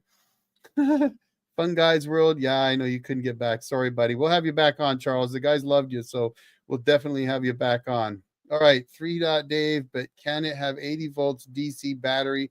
Yes, it can. If you can make an 80 volt DC battery, as long as you don't go over 80 volts, and I would recommend that you stay a little bit below that. But yes, you could hit it with 80 volts of battery DC, and then you're going to get 800 watts charging through that solar port. Absolutely, you can do that. I mean, I don't know where you're going to get an 80 volt battery unless you make it yourself. John, let's see. I bought MPP charge controller, 500 volt PV input. Wow, yeah, that's awesome. $250. I had to get it because I have some high voltage solar panels I bought from Gain Solar. He's on YouTube. Yeah, I mean, the new stuff is crazy, right? The new stuff, you can have those 500 volt systems. That's insane. That's pretty high voltage, though. Be careful. That stuff's dangerous. Try to go through the last ones really quick. Sandra Stoller gets about $500 for that one. I got for $250. Wow, sweet. The video I watched where the guy opened up the Opus Mega 1 was 10 different. Yes. Yeah. So what you have to understand about LiFePo 4 batteries is it's not like a wet cell battery where you have like 3 compartments and they're full of acid and lead plates. A LiFePo 4 battery is actually like a series parallel battery of a bunch of smaller batteries. In fact, like if you look at a AA lithium battery, it's a bunch of those little lithium nickel, the old NiCad type little tiny little batteries you put in like a remote controls and stuff, or like a watch battery. Well, they stack those up and make a AA with those, only with lithium, right? Well, your power stations, that's exactly what they are. They're a bunch of smaller cells, and they're in fact, Off-Grid Garage here was just talking about the 304 cells. That's what he's talking about. You can buy those cells and build your own batteries, and you can buy your own BMSs to run those batteries too. There's a lot of guys building them today. That's all these batteries are. They're a bunch of little batteries put together in series parallel to make a bigger battery. I mean, I don't know if there's an easier way for me to say that. Let's see. I was concerned about pricing, more so of stateside availability, effects from the tariffs and folks buying. Have to stay within your means. No credit. Yeah. I mean, that is a concern, right? Like I get it totally. If I were trying to build a system, I'd probably be getting that stuff today because I don't think it's going to go down. But I'm going to tell you this. I didn't think it was going to go down before either. And solar and all this, the lithium stuff has all gone crazy down in price. Inflation's a real thing and it's gone up. It's a little bit down right now, but it's been going up for years, right? I mean, this is not a new phenomenon. It's not a this party versus that party thing. It's been going on for a long, long time. I remember gold at $150 an ounce. Well, it was 3,400 recently. That's inflation. I dig Jarhead, hit that money. All right, be good with the language. Picked up the Pecron E1000 last week for $256 with tax, pre-tariff. Yeah, could be. Absolutely. That's awesome. I bought power stations first. Wish I would have started. Well, but you start out with a power station, you play with it, you start to learn. And the more you learn, the more you can do when you start building your own. And building your own is the best way to go, honestly, guys. I love it. I mean, I know my system. I always tell people when I go out to my cabin, that's the system I built. Every single part of that system, I got the blood on my hands to prove it. I built it all, put it all together, wired it all up. Whether it's ugly or not, I did it. It is ugly. But I'm a good R&D guy. I'm terrible when it comes to making things look pretty. I'm not the guy you want to make things look pretty. I can figure out how to make something work, but I ain't gonna do it pretty. That's just not me. But it's true. I got to be honest. But I built every part of that system, so I know what's connected to what, how this works, how that works, and I mean, I love it. Right? If something goes wrong, I got spares. I can fix it. It's my system. I built it. I'm the power company. And when the power goes out down in the valley because the tree fell down and took out a power line, I've got no idea because my fridge didn't quit. I love that. Oh, and by the way, when my neighbors get the power bill and it went up last month, not mine. Mine ain't going up. Okay. All right, guys. Don't fear the dots. All right. Hey guys, look, I think it's gone a long time. We're pushing over 2.5 hours. It's been a lot of fun. Thank you for being here. Thanks for all the questions. I will do this again. I will try to get back to doing these a little more often. I know it's been several months. So I won't tell you that I'll be doing another one this month because I've got a lot going on. So real quick, I am going up to my dad's memorial in 2 weeks. I'll be back at the cabin this coming weekend doing a bunch of work with fungi, fallen trees, bucking trees, getting them to my sawmill, trying to clear that up. And by the way, it made a big difference on my solar production. Absolutely getting power earlier on in the day now. That is sweet. That's going to be really awesome in the wintertime. And then at the end of the month, I'm going way up north. I'm actually going to be at the Chetwynd, British Columbia International Chainsaw Carving Competition. Not because anybody invited me there or anything, but because my son lives up there and we're going to go see grandkid number 7. We haven't met our latest grandson, so we're going to go meet Frederick and Alejandro. Of course, he's number 6. And so we're going to see my son, who actually helped me build the cabin behind me, and daughter-in-law and the grandkids. And I'm going to go fishing for some northern pike. So that's going to be fun. And we're going to hang out on my son's farm. And I'm going to bring him a power station. I think I'm going to bring him an AFRI P210, actually. We'll see. But and we're just going to go hang out. So I will have videos coming out during that time. And I may do a live from the chainsaw carving thing. It's amazing. If you've never seen it, look up Chetwynd, British Columbia chainsaw carving. These people make unbelievable sculptures. Like realism is amazing. I can't even imagine doing that with I couldn't imagine doing it with a chisel, let alone a chainsaw. I mean, these are artists from all over the world. It's unbelievable stuff they do. So that's going to be fun. Hopefully the weather will be decent and it won't be 40 below anymore. So that'll be nice, right? But we'll be back, and I'll be putting out videos still, and we'll be back here mid-June. So I'll probably try to do a live sometime between now and heading up north near the end of the month, and then definitely get back to trying to do them in June. And I may try to do one at the cabin. So if you're interested in a live at the cabin, I may try to do that. It would probably be on cell phone, but we'll see. Maybe I'll be able to do it. So, absolutely. All right, guys, it's time to go. 3 Dot, thanks for all your support. I appreciate it. Love the fact that you keep poking everybody. Y'all have a great night. I'm going to end this stream. Thanks for being here. We'll see you on the next one, folks.